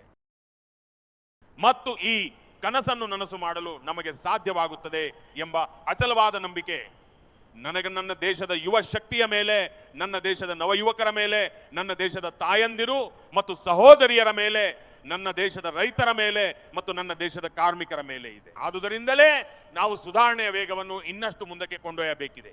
ಮತ್ತು ನಾನು ಸುಧಾರಣೆಯ ಬಗ್ಗೆ ಮಾತನಾಡುವಾಗ ಆ ಸುಧಾರಣೆಯು ನಮ್ಮ ಪಾಲಿಗೆ ಕೇವಲ ಒಂದು ಅನಿವಾರ್ಯತೆಯಲ್ಲ ಅಥವಾ ಅದು ಕೇವಲ ಪ್ರಚಲಿತದಲ್ಲಿರುವ ಒಂದು ಪದವೂ ಅಲ್ಲ. ನಮಗೆ ಸುಧಾರಣೆ ಎಂಬುದು ಒಂದು ಅಚಲವಾದ ವಿಶ್ವಾಸವಾಗಿದೆ ಮತ್ತು ಅದೇ ದೃಢ ವಿಶ್ವಾಸದೊಂದಿಗೆ ನಾವಿಂದು ರಿಫಾರ್ಮ್ ಎಕ್ಸ್ಪ್ರೆಸ್ ಹಳಿಯ ಮೇಲೆ ವೇಗವಾಗಿ ಸಾಗುತ್ತಿದ್ದೇವೆ. ಮತ್ತು ನಾವು ಮುಂಬರುವ ದಿನಗಳಲ್ಲಿ ಕೂಡ ನೆಕ್ಸ್ಟ್ ಲೆವೆಲ್ ರಿಫಾರ್ಮ್ ತಂದ್ರೆ ಮುಂದಿನ ಹಂತದ ಸುಧಾರಣೆಗಳತ್ತ ಹೆಜ್ಜೆ ಹಾಕಲಿದ್ದೇವೆ. ಆದ್ದರಿಂದ ಸರ್ಕಾರ, ಸಮಾಜ, ಉದ್ಯಮ, ಉತ್ಪಾದಕರು, ರೈತರು ಹೀಗೆ ಪ್ರತಿಯೊಬ್ಬರೂ ತಮ್ಮ ಟ್ರೆಡಿಷನಲ್ ವ್ಯವಸ್ಥೆಗಳಲ್ಲಿ ಸುಧಾರಣೆಗಳನ್ನು ತರಬೇಕಾಗುತ್ತದೆ. ಅಷ್ಟೇ ಅಲ್ಲದೆ ನಮ್ಮ ಆಲೋಚನಾ ಕ್ರಮದಲ್ಲಿ ಕೂಡ ಸುಧಾರಣೆ ತರಬೇಕಿದೆ. ನಮ್ಮ ಗುರಿಗಳನ್ನು ಸುಧಾರಿಸಿಕೊಳ್ಳಬೇಕಿದೆ. ಮತ್ತು ಆದ್ದರಿಂದ ನನ್ನ ಪ್ರೀತಿಯ ದೇಶವಾಸಿಗಳೇ, ನಾವೆಲ್ಲರೂ ಒಂದು ನಿರ್ದಿಷ್ಟ ದಿಕ್ಕನ್ನು ಹಿಡಿದು ಸಾಗಬೇಕಿದೆ. ಭಾರತದ ಸಾಮರ್ಥ್ಯವನ್ನು ಸಪ್ತ ಸಿಂಧುವಿನ ರೂಪದಲ್ಲಿ ನಾವು ಅರಿತಿದ್ದ, ನಾವು ಅರ್ಥೈಸಿಕೊಂಡಿದ್ದ ಮತ್ತು ನಾವು ಕೇಳಿದ್ದ ಆ ಯುಗವನ್ನು ನಾನಿಂದು ನೆನಪಿಸಿಕೊಳ್ಳಲು ಬಯಸುತ್ತೇನೆ.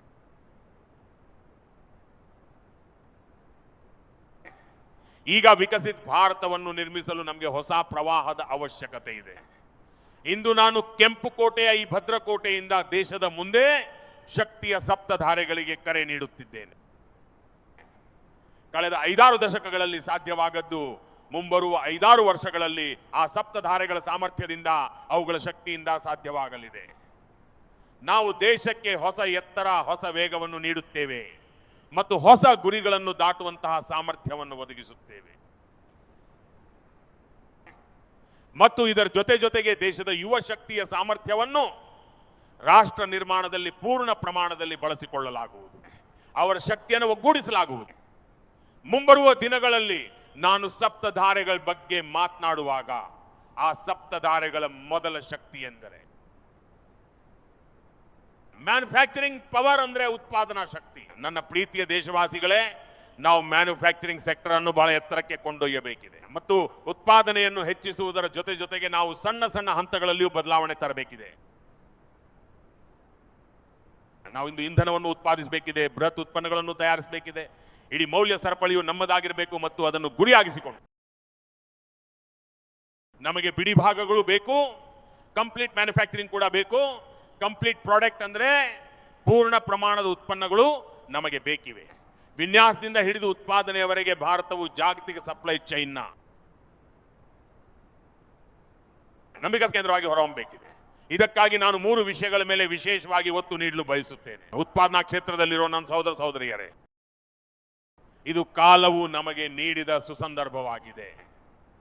ಈ ಅವಕಾಶವನ್ನು ನಾವು ಕೈ ಬಿಡಬಾರದು ಮತ್ತು ಇದಕ್ಕಾಗಿ ನಾವು ಬೆಲೆ, ಗುಣಮಟ್ಟ ಹಾಗೂ ಪ್ರಮಾಣದ ವಿಷಯಗಳಲ್ಲಿ ಜಾಗತಿಕ ಮಾನದಂಡಗಳಿಗೆ ತಕ್ಕಂತೆ ಸಿದ್ಧರಾಗಬೇಕಿದೆ.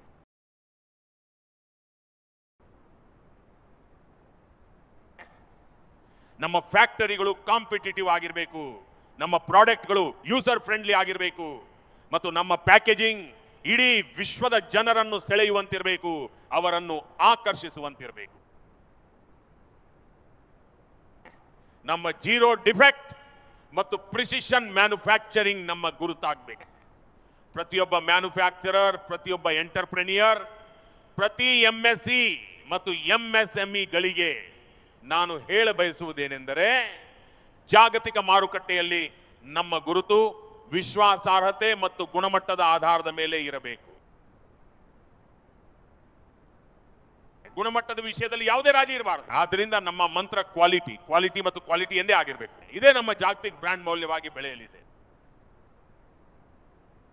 ನನ್ನ ಪ್ರೀತಿಯ ದೇಶವಾಸಿಗಳೇ, ಈ ಸಪ್ತಧಾರೆಯ 2ನೇ ಶಕ್ತಿ ಎಂದರೆ ಕೃಷಿ ಮತ್ತು ಫುಡ್ ಪ್ರೊಡಕ್ಷನ್. ನಾವು ಆಹಾರ ಸಂಸ್ಕರಣಾ ಕ್ಷೇತ್ರದಲ್ಲಿ ಅಪಾರವಾಗಿ ಪ್ರಗತಿ ಸಾಧಿಸಬೇಕಿದೆ ಮತ್ತು ಈ ನಿಟ್ಟಿನಲ್ಲಿ ಮುನ್ನಡೆಯಬೇಕಿದೆ. ನಮ್ಮ ರೈತರಿಗಾಗಿ ಈಗ ವಿಶ್ವದ ಮಾರುಕಟ್ಟೆಗಳು ಮುಕ್ತವಾಗಿವೆ. FPOಗಳ ಮೂಲಕ ನಮಗೆ ಒಂದು ಬೃಹತ್ ಮಾರುಕಟ್ಟೆ ಲಭಿಸುತ್ತಿದೆ. ನಾವು ಅಲ್ಲಿಗೆ ತಲುಪಬೇಕಿದೆ.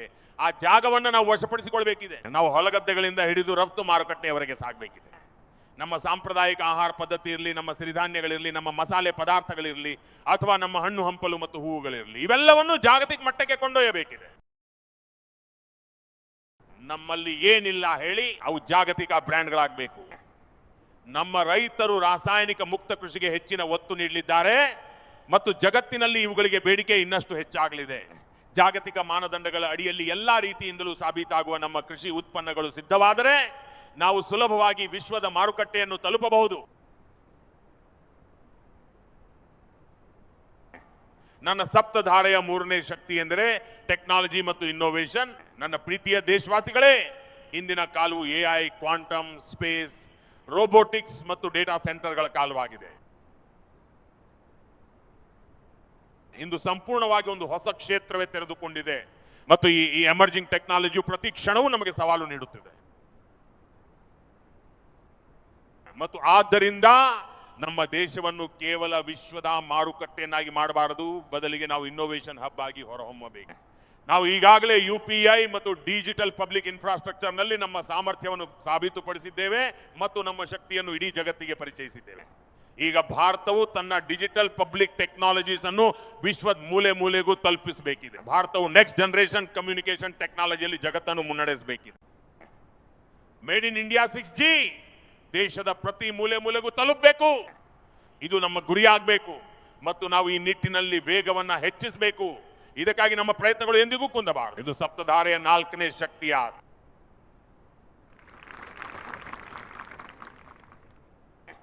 ಗತಿಶಕ್ತಿ. ಈ ಗತಿಶಕ್ತಿಯ ಮೂಲಕ ದೇಶದೊಳಗೆ ಸೀಮ್ಲೆಸ್ ಫಾಸ್ಟ್ ಕನೆಕ್ಟಿವಿಟಿಗೆ ನಾವು ಹೆಚ್ಚಿನ ಒತ್ತು ನೀಡಬೇಕಿದೆ ಮತ್ತು ನಗರಗಳನ್ನು ಹೈ ಸ್ಪೀಡ್ ರೈಲುಗಳ ಮೂಲಕ ನಾವು ಪರಸ್ಪರ ಸಂಪರ್ಕಿಸಬೇಕಿದೆ. ನಮಗೆ ಮಾಡರ್ನ್ ಹೈವೇಗಳು ಬೇಕು, ಇನ್ಲ್ಯಾಂಡ್ ವಾಟರ್ ವೇಸ್ ಬೇಕು, ಏರ್ಪೋರ್ಟ್ಗಳು ಬೇಕು ಮತ್ತು ಮಲ್ಟಿ ಮಾಡೆಲ್ ಲಾಜಿಸ್ಟಿಕ್ ವ್ಯವಸ್ಥೆ ಬೇಕು. ನಮಗೆ ಬಂದರುಗಳು ಕೇವಲ ಸರಕುಗಳನ್ನು ಇಳಿಸುವ ಮತ್ತು ಏರಿಸುವ ಜಾಗಗಳಾಗಬಾರದು. ವಿಶ್ವದ ಹಡಗುಗಳು ಬಂದು ಕೇವಲ ಲಂಗರು ಹಾಕುವ ತಾಣಗಳು ಆಗಬಾರದು. ನಮ್ಮ ಬಂದರುಗಳನ್ನು ಪೋರ್ಟ್ ಲೆಡ್ ಡೆವಲಪ್ಮೆಂಟ್ ಗ್ರೋತ್ ಅಂದ್ರೆ ಬಂದರು ಆಧಾರಿತ ಅಭಿವೃದ್ಧಿ ಮತ್ತು ಪ್ರಗತಿಯತ್ತ ನಾವು ಕೊಂಡೊಯ್ಯಬೇಕಿದೆ. ನಮ್ಮ ಸಪ್ತಧಾರೆಯ 5ನೇ ಶಕ್ತಿ ಎಂದರೆ ಅದು ರಕ್ಷಣಾ ಶಕ್ತಿ. ನೋಡಿ, ರಕ್ಷಣಾ ಶಕ್ತಿಯ ಪ್ರಾಮುಖ್ಯತೆಯು ಎಲ್ಲ ರೀತಿಯಿಂದಲೂ ಅತ್ಯಂತ ಮಹತ್ವದ್ದಾಗಿದೆ. ನನ್ನ ಪ್ರೀತಿಯ ದೇಶವಾಸಿಗಳೇ, ರಕ್ಷಣಾ ಕ್ಷೇತ್ರದಲ್ಲಿ ಆತ್ಮನಿರ್ಭರರಾಗುವ ಅವಶ್ಯಕತೆಯನ್ನು ಈಗ ಭಾರತವು ಅನುಭವಿಸಿದೆ ಮತ್ತು ಇಡೀ ಜಗತ್ತು ಇದನ್ನು ಮನಗಂಡಿದೆ. ಇದನ್ನು ಹೊರತುಪಡಿಸಿ ನಮಗೆ ಬೇರೆ ದಾರಿಯೇ ಇಲ್ಲ. ಇಡೀ ಜಗತ್ತು ಇಂದು ಕೇವಲ ತನ್ನ ಸ್ವಂತ ಹಿತಾಸಕ್ತಿಯ ಬಗ್ಗೆ ಯೋಚಿಸುತ್ತಿರುವಾಗ ಭಾರತವು ಕೇವಲ ವಿಶ್ವದ ಒಂದು ಮಾರುಕಟ್ಟೆಯಾಗಿ ಉಳಿಯಲು ಸಾಧ್ಯವಿಲ್ಲ. ನಮ್ಮ ರಕ್ಷಣಾ ಕ್ಷೇತ್ರದಲ್ಲಿ ನಾವು ಸ್ವಾವಲಂಬಿಗಳಾಗುವುದು ಅನಿವಾರ್ಯವಾಗಿದೆ. ನೆಕ್ಸ್ಟ್ ಜನರೇಷನ್ ಡಿಫೆನ್ಸ್ ಟೆಕ್ನಾಲಜಿಯನ್ನು ಅಭಿವೃದ್ಧಿಪಡಿಸುವ ಮೂಲಕ ನಾವು ಜಾಗತಿಕ ಪೂರೈಕೆದಾರರಾಗುವ ದಿಕ್ಕಿನಲ್ಲಿ ಒಂದು ದೊಡ್ಡ ಗುರಿಯನ್ನು ಹೊತ್ತು ಮುನ್ನಡೆಯಬೇಕಿದೆ. ನಾವು ಡ್ರೋನ್ ಕೌಂಟರ್ ಡ್ರೋನ್ ವ್ಯವಸ್ಥೆಯನ್ನು ಅಭಿವೃದ್ಧಿಪಡಿಸಬೇಕು ಮತ್ತು ಹೈಪರ್ಸಾನಿಕ್ ಡಿಫೆನ್ಸ್ ಟೆಕ್ನಾಲಜೀಸ್ ನಲ್ಲಿ ನಾವು ನಾಯಕತ್ವವನ್ನು ಸಾಧಿಸಬೇಕಿದೆ. ಇದರೊಂದಿಗೆ ಸೈಬರ್ ಭದ್ರತೆಯೂ ಸಹ ಬಹಳ ಮುಖ್ಯವಾಗಿದೆ, ಯಾಕೆಂದರೆ ಅದು ಇಂದು ಪ್ರತಿ ಮನೆಯ ಸಮಸ್ಯೆಯಾಗುತ್ತಿದೆ. ಇದು ಕೂಡ ಒಂದು ರಕ್ಷಣಾ ಕ್ಷೇತ್ರವೇ ಆಗಿದ್ದು ಇದರಲ್ಲಿ ನಮ್ಮ ಯುವಕರ ಸಾಮರ್ಥ್ಯವನ್ನು ನಾವು ದೇಶಕ್ಕಾಗಿ ಮತ್ತು ಇಡೀ ಜಗತ್ತಿಗಾಗಿ ಬಳಸಿಕೊಳ್ಳಬಹುದು. ನಮ್ಮ ಸಪ್ತಧಾರೆಯ 6ನೇ ಶಕ್ತಿ ಎಂದರೆ ಗ್ರೀನ್ ಇಕಾನಮಿ ಮತ್ತು ಬ್ಲೂ ಇಕಾನಮಿ. ಇದು ಗ್ರೀನ್ ಜಾಬ್ಗಳ ಸೃಷ್ಟಿಗೂ ಕಾರಣವಾಗುತ್ತದೆ. ನಾವು green hydrogen, renewable energy, energy storage, green mobility ಮತ್ತು ಗ್ರೀನ್ ಮ್ಯಾನುಫ್ಯಾಕ್ಚರಿಂಗ್ ಅನ್ನು ಜಾಗತಿಕ ಮಟ್ಟದಲ್ಲಿ ನಾವು ಸಾಧಿಸಬೇಕು. ಇಡೀ ಜಗತ್ತು ಇಂದು ಗ್ಲೋಬಲ್ ವಾರ್ಮಿಂಗ್ ಬಗ್ಗೆ ಕೇವಲ ಚರ್ಚೆ ಮಾಡುತ್ತಿರುವಾಗ ನಾವು ಅದಕ್ಕೆ ಪರಿಹಾರದ ಹಾದಿಗಳನ್ನು ಹುಡುಕುತ್ತಿದ್ದೇವೆ. ನಾವು ಇಂದು ಜಗತ್ತಿನ ಸಮಸ್ಯೆಗಳಿಗೆ ಪರಿಹಾರಗಳನ್ನು ನೀಡುತ್ತಿದ್ದೇವೆ ಮತ್ತು ಭಾರತವು ಗ್ರೀನ್ ಮೂವ್ಮೆಂಟ್ನ ಅತಿ ದೊಡ್ಡ ಸಾಮರ್ಥ್ಯದೊಂದಿಗೆ ಮುನ್ನಡೆಯುತ್ತಿದೆ. ಇದರೊಂದಿಗೆ ಭಾರತಕ್ಕೆ ಬ್ಲೂ ಇಕಾನಮಿ ಕ್ಷೇತ್ರದಲ್ಲಿಯೂ ಸಹ ಒಂದು ಬೃಹತ್ ಅವಕಾಶವಿದೆ. ನಮ್ಮ ದೇಶವು ಸುದೀರ್ಘವಾದ ಕರಾವಳಿ ತೀರವನ್ನು ಹೊಂದಿದೆ ಮತ್ತು ಬ್ಲೂ ಇಕಾನಮಿ ನಮಗೆ ಇಂದು ದೊಡ್ಡ ಅವಕಾಶಗಳನ್ನು ಒದಗಿಸಿದೆ. ಇದರಲ್ಲಿ ಫಿಶರೀಸ್ ಅಂದ್ರೆ ಮೀನುಗಾರಿಕೆ ಇರಬಹುದು, ಕೋಸ್ಟಲ್ ಟೂರಿಸಂ ಇರಬಹುದು ಅಥವಾ ಓಷನ್ ಟೆಕ್ನಾಲಜಿ ಇರಬಹುದು. ಇಂತಹ ಎಷ್ಟೋ ಕ್ಷೇತ್ರಗಳಲ್ಲಿ ನಾವು ಇಂದು ಮುಂದೆ ಸಾಗಬಹುದಾಗಿದೆ. ನನ್ನ ಪ್ರೀತಿಯ ದೇಶವಾಸಿಗಳೇ, ಭಾರತವು ಸಪ್ತಧಾರೆಯ ಬಗ್ಗೆ ಮಾತನಾಡುತ್ತಾ ಸಾಗುತ್ತಿರುವಾಗ ಇದು ನಮ್ಮ 7ನೇ ಧಾರೆಯಾಗಿದೆ. ಜಗತ್ತಿನ ಪಾಲಿಗೆ ಇದರದ್ದೇ ಆದ ಒಂದು ವಿಶೇಷ ಮಹತ್ವವಿದೆ. ಅದೇ ಭಾರತ ಸಾಫ್ಟ್ ಪವರ್. ಇದು ಭಾರತ ಸಾಫ್ಟ್ ಪವರ್ನ ಶಕ್ತಿಯಾಗಿದೆ. ಇಂದು ಯೋಗವು ಇಡೀ ಜಗತ್ತನ್ನು ಭಾರತದೊಂದಿಗೆ ಬೆಸೆದು ನಿಲ್ಲಿಸಿದೆ. ಯೋಗವು ಜಗತ್ತಿಗೆ ಒಂದು ಶಕ್ತಿ ಆಗುತ್ತಾ ಸಾಗುತ್ತಿದೆ ಮತ್ತು ಭಾರತದ ಪಾಲಿಗೆ ಇದು ನಂಬಿಕೆಯ ದೊಡ್ಡ ಕಾರಣವಾಗುತ್ತಿದೆ. ಯಾವ ಭಾರತ ಬಳಿ ಉತ್ತಮ ವ್ಯವಸ್ಥೆಯ ಕೇಂದ್ರಗಳಿವೆಯೋ, ಯಾವ ಭಾರತ ಬಳಿ ಆಯುರ್ವೇದವಿದೆಯೋ ಮತ್ತು ಭಾರತದಲ್ಲಿ ಇಂದು ಯಾವ ರೀತಿಯಲ್ಲಿ ಹೋಲಿಸ್ಟಿಕ್ ಹೆಲ್ತ್ ಕೇರ್ ವ್ಯವಸ್ಥೆ ಇದೆಯೋ, ಅಂತಹ ನಾವು ಹೀಲ್ ಇನ್ ಇಂಡಿಯಾ ಚಳುವಳಿಯ ಮೂಲಕ ನಮ್ಮ ಸಾಮರ್ಥ್ಯವನ್ನು ಜಗತ್ತಿನೆಲ್ಲೆಡೆ ಕೊಂಡೊಯ್ಯಬಹುದು. ಅದು ಹ್ಯಾಂಡಿಕ್ರಾಫ್ಟ್ ಇರಬಹುದು, ಸಂಸ್ಕೃತಿ ಇರಬಹುದು, ನಮ್ಮ ಚಲನಚಿತ್ರಗಳಿರಬಹುದು, ನಮ್ಮ creative world, VFX, animation, gaming ಅಥವಾ ಡಿಜಿಟಲ್ ಕಂಟೆಂಟ್ ಇರಬಹುದು. ಕ್ರಿಯೇಟಿವ್ ವರ್ಲ್ಡ್ ಅಂದ್ರೆ ಸೃಜನಶೀಲ ಜಗತ್ತಿನಲ್ಲಿ ಭಾರತವು ಇಂದು ತನ್ನ ಪ್ರಭಾವವನ್ನು ಬೀರಬಲ್ಲದು. ನಾವು ಅದನ್ನು ಒಂದು ಜಾಗತಿಕ ಸಾಮರ್ಥ್ಯವಾಗಿ ಅಭಿವೃದ್ಧಿಪಡಿಸಬೇಕಿದೆ. ಇಂದು ಭಾರತವು ವೇವ್ ಸಮಿಟ್ಗೆ ಒಂದು ದೊಡ್ಡ ಶಕ್ತಿಯನ್ನ ನೀಡಿದೆ. ಇಡೀ ಜಗತ್ತು ಇಂದು ಭಾರತದ ಈ ವರ್ಲ್ಡ್ ಆಡಿಯೋ ಎಂಟರ್ಟೈನ್ಮೆಂಟ್ ಸಮಿಟ್ ಮೇಲೆ ಕಣ್ಣಿಟ್ಟಿದೆ ಮತ್ತು ಅದರ ಹಾದಿಯನ್ನು ಕುತೂಹಲದಿಂದ ನಿರೀಕ್ಷಿಸುತ್ತಿದೆ. ಇದು ಭಾರತ ಸಾಫ್ಟ್ ಪವರ್ ಹಾಗೂ ಸೃಜನಶೀಲ ಪ್ರಪಂಚವನ್ನು ಇಡೀ ಜಗತ್ತಿಗೆ ಪರಿಚಯಿಸಲಿದೆ. ನನ್ನ ಪ್ರೀತಿಯ ದೇಶವಾಸಿಗಳೇ, ಭಾರತವು ಅತ್ಯಂತ ವಿಶಾಲವಾದ ವನ್ಯ ಸಂಪತ್ತನ್ನು ಸಹ ಹೊಂದಿದೆ. ನಮ್ಮಲ್ಲಿ 100ಕ್ಕೂ ಹೆಚ್ಚು ನ್ಯಾಷನಲ್ ಪಾರ್ಕ್ಗಳಿವೆ ಮತ್ತು ನಮ್ಮ ಸಾಮರ್ಥ್ಯವು ಅಪಾರವಾಗಿದೆ. ಆದರೆ ವಿದೇಶಿ ಪ್ರವಾಸಿಗರನ್ನು ಆಕರ್ಷಿಸುವಲ್ಲಿ ನಾವು ಇಂದಿಗೂ ಸ್ವಲ್ಪ ಹಿಂದೆ ಬಿದ್ದಿದ್ದೇವೆ. ನಮ್ಮ ಸಾಫ್ಟ್ ಪವರ್ ಮೂಲಕ ಇಡೀ ವಿಶ್ವದ ಪ್ರವಾಸಿಗರನ್ನು ಭಾರತದತ್ತ ಆಕರ್ಷಿಸಲು ನಮಗೊಂದು ದೊಡ್ಡ ಅವಕಾಶವಿದೆ ಮತ್ತು ನಮ್ಮ ಈ ಸಾಮರ್ಥ್ಯವನ್ನು ನಾವು ಜಗತ್ತಿಗೆ ತೋರಿಸಬೇಕಿದೆ. ನಾವು ಇದನ್ನು ಶೀಘ್ರವಾಗಿ ಮಾಡಲಿದ್ದೇವೆ ಮತ್ತು ಇಂದು ಜಗತ್ತಿನಲ್ಲಿ ಕ್ರೀಡಾ ಕ್ಷೇತ್ರವು ಕೂಡ ಒಂದು ದೊಡ್ಡ ಭಾರತದತ್ತ ಆಕರ್ಷಣೆಯ ಕೇಂದ್ರವಾಗುತ್ತಿದೆ. ಜಾಗತಿಕ ಕ್ರೀಡಾಕೂಟಗಳು ಭಾರತದಲ್ಲಿ ಯಾಕೆ ನಡೆಯಬಾರದು? ಕಂಟೆಂಟ್ ಇಕಾನಮಿ ಕೂಡ ಬಹಳ ವೇಗವಾಗಿ ಬೆಳೆಯುತ್ತಿದ್ದು ಇದು ದೇಶದ ಯುವ ಜನತೆಯನ್ನು ತನ್ನತ್ತ ಸೆಳೆಯುತ್ತಿದೆ. ಜಗತ್ತಿನ ಪ್ರತಿಯೊಬ್ಬ ಕಲಾವಿದನು ಜೀವನದಲ್ಲಿ ಒಮ್ಮೆಯಾದರೂ ಭಾರತದ ಮಣ್ಣಿನಲ್ಲಿ ತನ್ನ ಕಲಾ ಪ್ರದರ್ಶನ ನೀಡಬೇಕೆಂದು ಬಯಸುತ್ತಾನೆ. ಇದು ನಮಗೆ ದೊರೆತಿರುವ ಅತ್ಯಂತ ದೊಡ್ಡ ಅವಕಾಶವಾಗಿದ್ದು ಇದನ್ನು ಸದ್ಬಳಕೆ ಮಾಡಿಕೊಳ್ಳಲು ನಾವು ಅಗತ್ಯ ವ್ಯವಸ್ಥೆಗಳನ್ನು ರೂಪಿಸಬೇಕಿದೆ. ಮಿತ್ರರೇ, ಈ ಸಪ್ತಧಾರೆಯ 7 ಶಕ್ತಿಗಳ ಮೂಲ ಉದ್ದೇಶ ಕೇವಲ ಒಂದು ಕ್ಷೇತ್ರದಲ್ಲಿ ಪ್ರಗತಿ ಸಾಧಿಸುವುದಲ್ಲ, ಬದಲಾಗಿ ಒಂದು ಸಮಗ್ರವಾದ ಅಂದರೆ ಹೋಲಿಸ್ಟಿಕ್ ಅಪ್ರೋಚ್ನೊಂದಿಗೆ ಮುನ್ನಡೆಯುವುದಾಗಿದೆ. ನಾವು ಇಂದು ರಾಷ್ಟ್ರಕ್ಕಾಗಿ ಯಾವ ಗುರಿಯನ್ನು ಹೊಂದಿದ್ದೇವೆಯೋ, ಯಾವ ಮಹತ್ವಾಕಾಂಕ್ಷೆಯೊಂದಿಗೆ ಮುನ್ನಡೆಯುತ್ತಿದ್ದೇವೆಯೋ ಆ ಬೃಹತ್ ಗುರಿಯನ್ನು ಸಾಧಿಸುವ ನಿಟ್ಟಿನಲ್ಲಿ ನಾವೆಲ್ಲರೂ ಒಗ್ಗೂಡಿ ಕೆಲಸ ಮಾಡಬೇಕಿದೆ. ನನ್ನ ಪ್ರೀತಿಯ ದೇಶವಾಸಿಗಳೇ, ನಾನು ಕೆಲವು ವಿಷಯಗಳನ್ನು ನಿಮಗೆ ತಿಳಿಸಿದ್ದೇನೆ, ಆದರೆ ನನ್ನ ಯೋಚನೆ ಇದಕ್ಕಿಂತಲೂ ಮುಂದಿನದ್ದಾಗಿದೆ. ನಾನು ಯಾವಾಗ ದೇಶವನ್ನು ಜಾಗೃತಗೊಳಿಸಲು ಬಯಸುತ್ತೇನೋ ಆಗ ನಾನು ದೇಶದ ಶಕ್ತಿಯನ್ನು ಸಹ ಬಡಿದೆಬ್ಬಿಸಲು ಬಯಸುತ್ತೇನೆ. ದೇಶ ಎಂದರೆ ಕೇವಲ ಸರ್ಕಾರವಲ್ಲ, ದೇಶ ಎಂದರೆ ಪ್ರತಿಯೊಬ್ಬ ನಾಗರಿಕನೂ ಅದರೊಂದಿಗೆ ಬೆಸೆಯುವುದು ಎಂದರ್ಥ. ನಾವು ಇಂದು ಫಾರ್ಚೂನ್ 500 ಕಂಪನಿಗಳ ಬಗ್ಗೆ ಬಹಳಷ್ಟು ಚರ್ಚೆಗಳನ್ನು ಕೇಳುತ್ತೇವೆ. ಹಾಗಾದರೆ ಮುಂಬರುವ ಒಂದು ದಶಕದಲ್ಲಿ ಈ ಫಾರ್ಚೂನ್ 500 ಪಟ್ಟಿಯಲ್ಲಿ ಭಾರತದ ಕಂಪನಿಗಳು ಏಕೆ ಇರಬಾರದು ಎಂದು ನಾವು ಯೋಚಿಸಲು ಸಾಧ್ಯವಿಲ್ಲವೇ? ಅದರಲ್ಲಿ ಕನಿಷ್ಠ 50 ಕಂಪನಿಗಳು ಭಾರತದ್ದು ಯಾಕೆ ಆಗಿರಬಾರದು? ಇದು ನಮ್ಮ ಗುರಿ ಏಕೆ ಆಗಿರಬಾರದು? ಇಂದು ಬ್ಯಾಂಕಿಂಗ್ ಕ್ಷೇತ್ರವು ಅಭಿವೃದ್ಧಿಯ ಪಥದಲ್ಲಿ ಸಾಗುತ್ತಿದೆ. ವಿಶ್ವದ ಅಗ್ರಗಣ್ಯ ಬ್ಯಾಂಕ್ಗಳ ಪಟ್ಟಿಯಲ್ಲಿ ಭಾರತದ ಬ್ಯಾಂಕಿನ ಧ್ವಜವೂ ಸಹ ಏಕೆ ಹಾರಬಾರದು? ವಿಶ್ವದ ಟಾಪ್ 5 ಬ್ಯಾಂಕ್ಗಳ ಪಟ್ಟಿಯಲ್ಲಿ ಖಂಡಿತವಾಗಿಯೂ ಭಾರತದ ಒಂದು ಬ್ಯಾಂಕ್ ಇರಲೇಬೇಕು. ನಾವು ಭಾರತದ ಫಾರ್ಮಾ ಅಂದ್ರೆ ಔಷಧ ತಯಾರಿಕಾ ಕ್ಷೇತ್ರದಲ್ಲಿ ಸಾಕಷ್ಟು ಕೆಲಸ ಮಾಡಿದ್ದೇವೆ, ಆದರೆ ಈಗಿನ ಸಮಯದ ಬೇಡಿಕೆಯು ಮತ್ತಷ್ಟು ಹೆಚ್ಚಿದೆ. ಜಗತ್ತಿನ 5 ಅತಿ ದೊಡ್ಡ ಫಾರ್ಮಾ ಕಂಪನಿಗಳಲ್ಲಿ ಭಾರತದ 1 ಅಥವಾ 2 ಫಾರ್ಮಾ ಕಂಪನಿಗಳ ಹೆಸರು ಸಹ ದಾಖಲಾಗಬೇಕು ಮತ್ತು ಭಾರತವು ಅಲ್ಲಿ ತನ್ನದೇ ಆದ ಸ್ಥಾನವನ್ನು ನಿರ್ಮಿಸಿಕೊಳ್ಳಬೇಕು. ಇಂದು ಲಾ ಫರ್ಮ್ಗಳಿವೆ, ರೇಟಿಂಗ್ ಏಜೆನ್ಸಿಗಳಿವೆ, ಆದರೆ ಜಾಗತಿಕ ನಾಯಕತ್ವ ಅಂದ್ರೆ ಗ್ಲೋಬಲ್ ಲೀಡರ್ಶಿಪ್ ಈಗ ನಮ್ಮ ಕೈಯಲ್ಲಿರಬೇಕು ಎಂಬುದು ಸಮಯದ ಬೇಡಿಕೆಯಲ್ಲವೇ? ನಮ್ಮಲ್ಲಿ ಪ್ರತಿಭೆ ಇದೆ, ಸಾಮರ್ಥ್ಯವಿದೆ ಮತ್ತು ನಮ್ಮ ಇತಿಹಾಸವು ಬಹಳ ಸುದೀರ್ಘವಾಗಿದೆ. ಭಾಷೆಗಳ ಮೇಲಿನ ನಮ್ಮ ಪ್ರಭುತ್ವದೊಂದಿಗೆ ನಾವು ವಿಶ್ವವನ್ನೇ ತಲುಪಬೇಕು. ಜಗತ್ತಿನ ಅತ್ಯುನ್ನತ ಕಂಪನಿಗಳ ಪಟ್ಟಿಯಲ್ಲಿ ಭಾರತದ ಕನ್ಸಲ್ಟಿಂಗ್ ಫರ್ಮ್ ಅಥವಾ ಅಕೌಂಟಿಂಗ್ ಫರ್ಮ್ಗಳು ಏಕೆ ಇರಬಾರದು? ಭಾರತ ತಂತ್ರಜ್ಞಾನ ಕಂಪನಿಗಳು ಜಗತ್ತಿನಲ್ಲಿ ಅಗ್ರಸ್ಥಾನಕ್ಕೆ ಇರಬೇಕು. ಇದು ನಮ್ಮ ಗುರಿಯಾಗಬೇಕು. ಜಗತ್ತು ಆಕರ್ಷಿತವಾಗುವಂತಹ ಬ್ರ್ಯಾಂಡ್ಗಳು ನಮ್ಮಲ್ಲಿರಬೇಕು. ನಮ್ಮ ಈ ಬ್ರ್ಯಾಂಡ್ಗಳು ನಮ್ಮ ದೇಶದ ಹೆಗ್ಗುರುತಾಗಬೇಕು ಮತ್ತು ವಿಶ್ವಕ್ಕೆ ಒಂದು ಪ್ರಮುಖ ಡೆಸ್ಟಿನೇಷನ್ ಆಗಿ ಹೊರಹೊಮ್ಮಬೇಕು. ಆ ನಿಟ್ಟಿನಲ್ಲಿ ನಾವು ಕೆಲಸ ಮಾಡಬೇಕಿದೆ. ಇದಕ್ಕಾಗಿ ನಾನು ರಾಜ್ಯ ಸರ್ಕಾರಗಳಿಗೆ ತಿಳಿಸಲು ಬಯಸುತ್ತೇನೆ ಮತ್ತು ಸ್ಥಳೀಯ ಸ್ವಯಂ ಆಡಳಿತ ಸಂಸ್ಥೆಗಳಿಗೂ ಹೇಳಲು ಇಚ್ಛಿಸುತ್ತೇನೆ. ಅಲ್ಲದೆ ನಮ್ಮ ರಿಫಾರ್ಮ್ಗಳ ವೇಗವನ್ನು ಹೆಚ್ಚಿಸುವುದು ಭಾರತ ಸರ್ಕಾರದ ಹೊಣೆಗಾರಿಕೆಯೂ ಆಗಿದೆ. ನಾವು 2047ರ ಗುರಿಗೆ ಅನುಗುಣವಾಗಿ ನಮ್ಮ ವ್ಯವಸ್ಥೆಗಳನ್ನು ಅಭಿವೃದ್ಧಿಪಡಿಸಿಕೊಳ್ಳಬೇಕಿದೆ. ಹಳೆಯ ಕಾಲದ ನೀತಿ ನಿಯಮಗಳ ಪ್ರಕಾರ ನಾವಿನ್ನು ನಡೆಯಲು ಸಾಧ್ಯವಿಲ್ಲ. ಮುಂಬರುವ ಕನಸುಗಳಿಗೆ ತಕ್ಕಂತೆ ನಾವು ಹೊಸ ನೀತಿ ನಿಯಮಗಳನ್ನು ರೂಪಿಸಬೇಕಿದೆ ಮತ್ತು ಈ ನಿಟ್ಟಿನಲ್ಲಿ ನಾವು ಮುನ್ನಡೆದರೆ ನಮಗೆ ಯಶಸ್ಸು ಸಿಗಲಿದೆ ಎಂಬ ಸಂಪೂರ್ಣ ವಿಶ್ವಾಸ ನನಗಿದೆ. ನಾನು ದೇಶದ ಜನತೆಗೆ ಭರವಸೆ ನೀಡುತ್ತೇನೆಂದರೆ ಇದೇ ಹಾದಿಯಲ್ಲಿ ಶ್ರಮವಹಿಸಿ ಕೆಲಸ ಮಾಡುವಲ್ಲಿ ಯಾವುದೇ ಕೊರತೆ ಇಲ್ಲದೆ ನಾವೆಲ್ಲರೂ ಸೇರಿ ವಿಕಸಿತ ಭಾರತದ ಕನಸನ್ನು ಖಂಡಿತವಾಗಿಯೂ ನನಸು ಮಾಡುತ್ತೇವೆ. ನಾವೆಲ್ಲರೂ ಒಗ್ಗೂಡಿ ಮುನ್ನಡೆಯಬೇಕಿದೆ.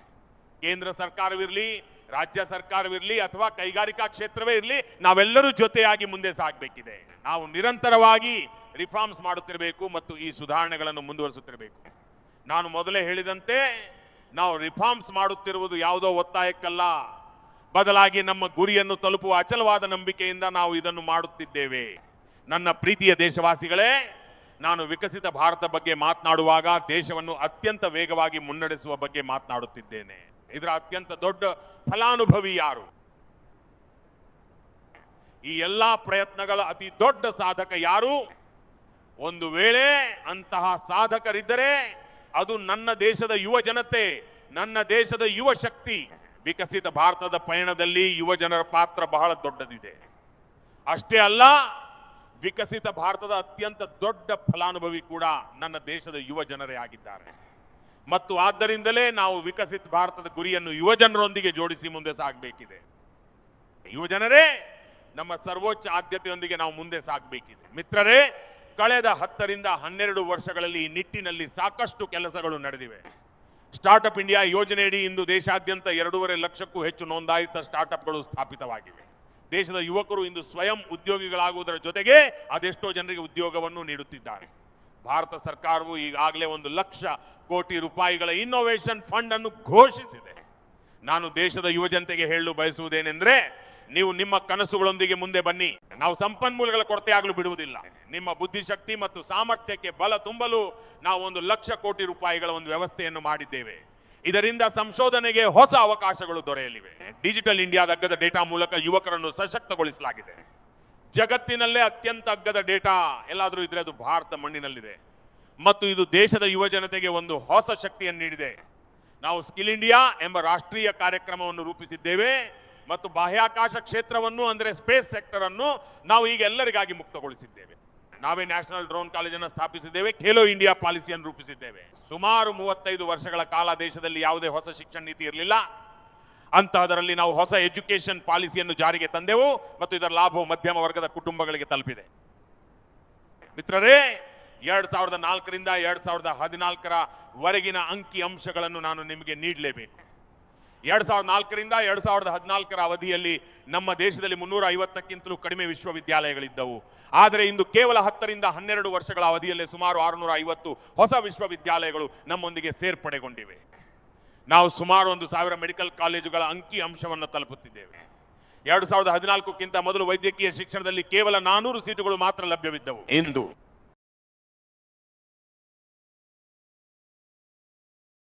ವೈದ್ಯಕೀಯ ಕ್ಷೇತ್ರದಲ್ಲಿ ಸುಮಾರು 8,500 ಸೀಟುಗಳು ಲಭ್ಯವಾಗುತ್ತಿವೆ. ಅಷ್ಟೇ ಅಲ್ಲದೆ ವಿದೇಶಿ ವಿಶ್ವವಿದ್ಯಾಲಯಗಳು ಕೂಡ ಈಗ ಭಾರತ ನೆಲಕ್ಕೆ ಬರುತ್ತಿವೆ. ಭಾರತ ಒಳಗಡೆ ವಿದೇಶಿ ವಿಶ್ವವಿದ್ಯಾಲಯದ ಡಿಗ್ರಿ ನನ್ನ ದೇಶದ ಯುವಕರಿಗೆ ದೊರೆಯುವಂತಾಗಲು ಬೇಕಾದ ಎಲ್ಲ ವ್ಯವಸ್ಥೆಗಳನ್ನು ಈಗಾಗಲೇ ಮಾಡಲಾಗಿದೆ. ನಮ್ಮ ದೇಶದ ಯುವ ಮನಸ್ಸುಗಳು ಬಾಲ್ಯದಿಂದಲೇ ತಂತ್ರಜ್ಞಾನದ ಕಡೆಗೆ ಆಕರ್ಷಿತರಾಗಬೇಕು ಎಂಬ ನಿಟ್ಟಿನಲ್ಲಿ ನಾವು ಕೆಲಸ ಮಾಡುತ್ತಿದ್ದೇವೆ ಮತ್ತು ಆದ್ದರಿಂದಲೇ ನಾವು ಈ ಮಹತ್ವದ ನಿರ್ಧಾರಗಳನ್ನು ಕೈಗೊಂಡಿದ್ದೇವೆ.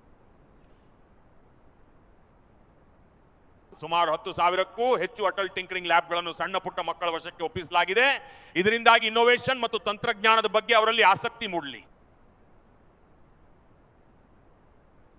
ಯುವಜನರಿಗಾಗಿ ನಾವು ಅನೇಕ ದಾರಿಗಳನ್ನು ತೆರೆದಿದ್ದೇವೆ. ನಾವು ಸ್ಟಾರ್ಟ್ಅಪ್ಗಳಿಗೆ ಹೆಚ್ಚಿನ ಒತ್ತು ನೀಡಿರುವುದನ್ನು ನೀವು ನೋಡಿಯೇ ಇರುತ್ತೀರಿ. ಭಾರತದ ಪ್ರೈವೇಟ್ ಸ್ಟಾರ್ಟ್ಅಪ್ಗಳಲ್ಲಿ ಸರಾಸರಿ 28 ವರ್ಷ ವಯಸ್ಸಿನ ಯುವಕರು ಕೇವಲ ತಮ್ಮ ಮೊದಲ ಪ್ರಯತ್ನದಲ್ಲಿಯೇ ಜಗತ್ತೇ ಬೆರಗಾಗುವಂತೆ ತಮ್ಮದೇ ಆ ಸ್ಯಾಟಲೈಟ್ ಅನ್ನು ಯಶಸ್ವಿಯಾಗಿ ಉಡಾವಣೆ ಮಾಡಿದ್ದಾರೆ ಮತ್ತು ಅವರು ಸ್ವತಃ ರಾಕೆಟ್ ಅನ್ನು ಕೂಡ ಲಾಂಚ್ ಮಾಡಿದ್ದಾರೆ. ಮಿತ್ರರೇ, ಅವರು ನಿಜಕ್ಕೂ ದೊಡ್ಡ ಸಾಧನೆ ಮಾಡಿದ್ದಾರೆ. ಇಂದು ದೇಶದಲ್ಲಿ ಸುಮಾರು 2.5 ಲಕ್ಷಕ್ಕೂ ಹೆಚ್ಚು ನೋಂದಾಯಿತ ಸ್ಟಾರ್ಟ್ಅಪ್ಗಳಿವೆ. ನಾವು ಇತ್ತೀಚಿನ ದಿನಗಳಲ್ಲಿ ಎಐ ಇಂಪ್ಯಾಕ್ಟ್ ಸಮಿಟ್ ಅನ್ನು ಆಯೋಜಿಸಿದ್ದೆವು. ಆರ್ಟಿಫಿಷಿಯಲ್ ಇಂಟೆಲಿಜೆನ್ಸ್ ಅಥವಾ ಎಐ ವಿಸ್ತರಣೆಯು ಇಂದು ಅತ್ಯಂತ ವೇಗವಾಗಿ ಬೆಳೆಯುತ್ತಿದೆ. ಆದ್ದರಿಂದ ಕೆಂಪು ಕೋಟೆಯ ಈ ವೇದಿಕೆಯಿಂದ ನಾನು ದೇಶದ ಯುವ ಜನತೆಗಾಗಿ ಒಂದು ಮಹತ್ವದ ಘೋಷಣೆಯನ್ನು ಮಾಡಲು ಬಯಸುತ್ತೇನೆ. ಬರುವ 1 ವರ್ಷದಲ್ಲಿ ದೇಶದ ಸುಮಾರು 1 ಕೋಟಿ ಯುವಕರಿಗೆ ಎಐ ಸ್ಕಿಲ್ಸ್ ಅಡಿಯಲ್ಲಿ ತರಬೇತಿ ನೀಡುವ ಕೆಲಸವನ್ನು ಮಾಡುವುದಾಗಿ ನಾವು ನಿರ್ಧರಿಸಿದ್ದೇವೆ. ನಮ್ಮ ದೇಶದ ಯುವಕರು ಎಐ ಪ್ರಪಂಚದಲ್ಲೂ ಸಹ ನಾಯಕತ್ವ ವಹಿಸುವ ಸಾಮರ್ಥ್ಯವನ್ನು ಹೊಂದಲಿ ಎನ್ನುವುದೇ ನಮ್ಮ ಆಶಯವಾಗಿದೆ. ನನ್ನ ಮಿತ್ರರೇ, ಬಯೋ ಎಕಾನಮಿ ಎಂಬುದು ಇಂದು ಒಂದು ಹೊಸ ಕ್ಷೇತ್ರವಾಗಿ ಹೊರಹೊಮ್ಮಿದೆ. 2014ಕ್ಕಿಂತ ಮೊದಲಿನ ಒಂದು ಕಾಲವಿತ್ತು. ಆಗ ಬಯೋ ಎಕಾನಮಿ ಕ್ಷೇತ್ರದಲ್ಲಿ ಕೇವಲ 60,000 ಕೋಟಿ ರೂಪಾಯಿಗಳಷ್ಟು ಕೆಲಸ ನಡೆಯುತ್ತಿತ್ತು. ಆದರೆ ನನ್ನ ದೇಶದ ಯುವ ಶಕ್ತಿಯೇ ನೀವು ಎಂತಹ ಅದ್ಭುತವನ್ನು ಮಾಡಿದ್ದೀರಿ ಎಂದು ಒಮ್ಮೆ ನೋಡಿ. ಯಾವಾಗ ನೀತಿಗಳು ಸರಿಯಾಗಿರುತ್ತವೆಯೋ ಮತ್ತು ಗುರಿ ಸ್ಪಷ್ಟವಾಗಿರುತ್ತದೆಯೋ ಆಗ ನನ್ನ ದೇಶದ ಯುವಕರು ಬಯೋ ಎಕಾನಮಿ ಕ್ಷೇತ್ರದಲ್ಲಿ ಎಂತಹ ಮಹತ್ತರ ಸಾಧನೆಯನ್ನು ಮಾಡಬಲ್ಲರು ಎಂಬುದಕ್ಕೆ ಇದು ಸಾಕ್ಷಿಯಾಗಿದೆ. ನಮ್ಮ ದೇಶದ ಯುವ ಶಕ್ತಿಯು ಇಂದು ತನ್ನ ಸಾಮರ್ಥ್ಯವನ್ನು ಜಗತ್ತಿಗೆ ತೋರಿಸಿಕೊಟ್ಟಿದೆ. 2014ಕ್ಕಿಂತ ಮೊದಲು ಕೇವಲ 60,000 ಕೋಟಿ ರೂಪಾಯಿಗಳಷ್ಟಿದ್ದ ಬಯೋ ಎಕಾನಮಿಯ ವಹಿವಾಟು ಇಂದು ಬರೋಬ್ಬರಿ 20 ಲಕ್ಷ ಕೋಟಿ ರೂಪಾಯಿಗಳನ್ನು ತಲುಪಿದೆ. ಗೆಳೆಯರೇ,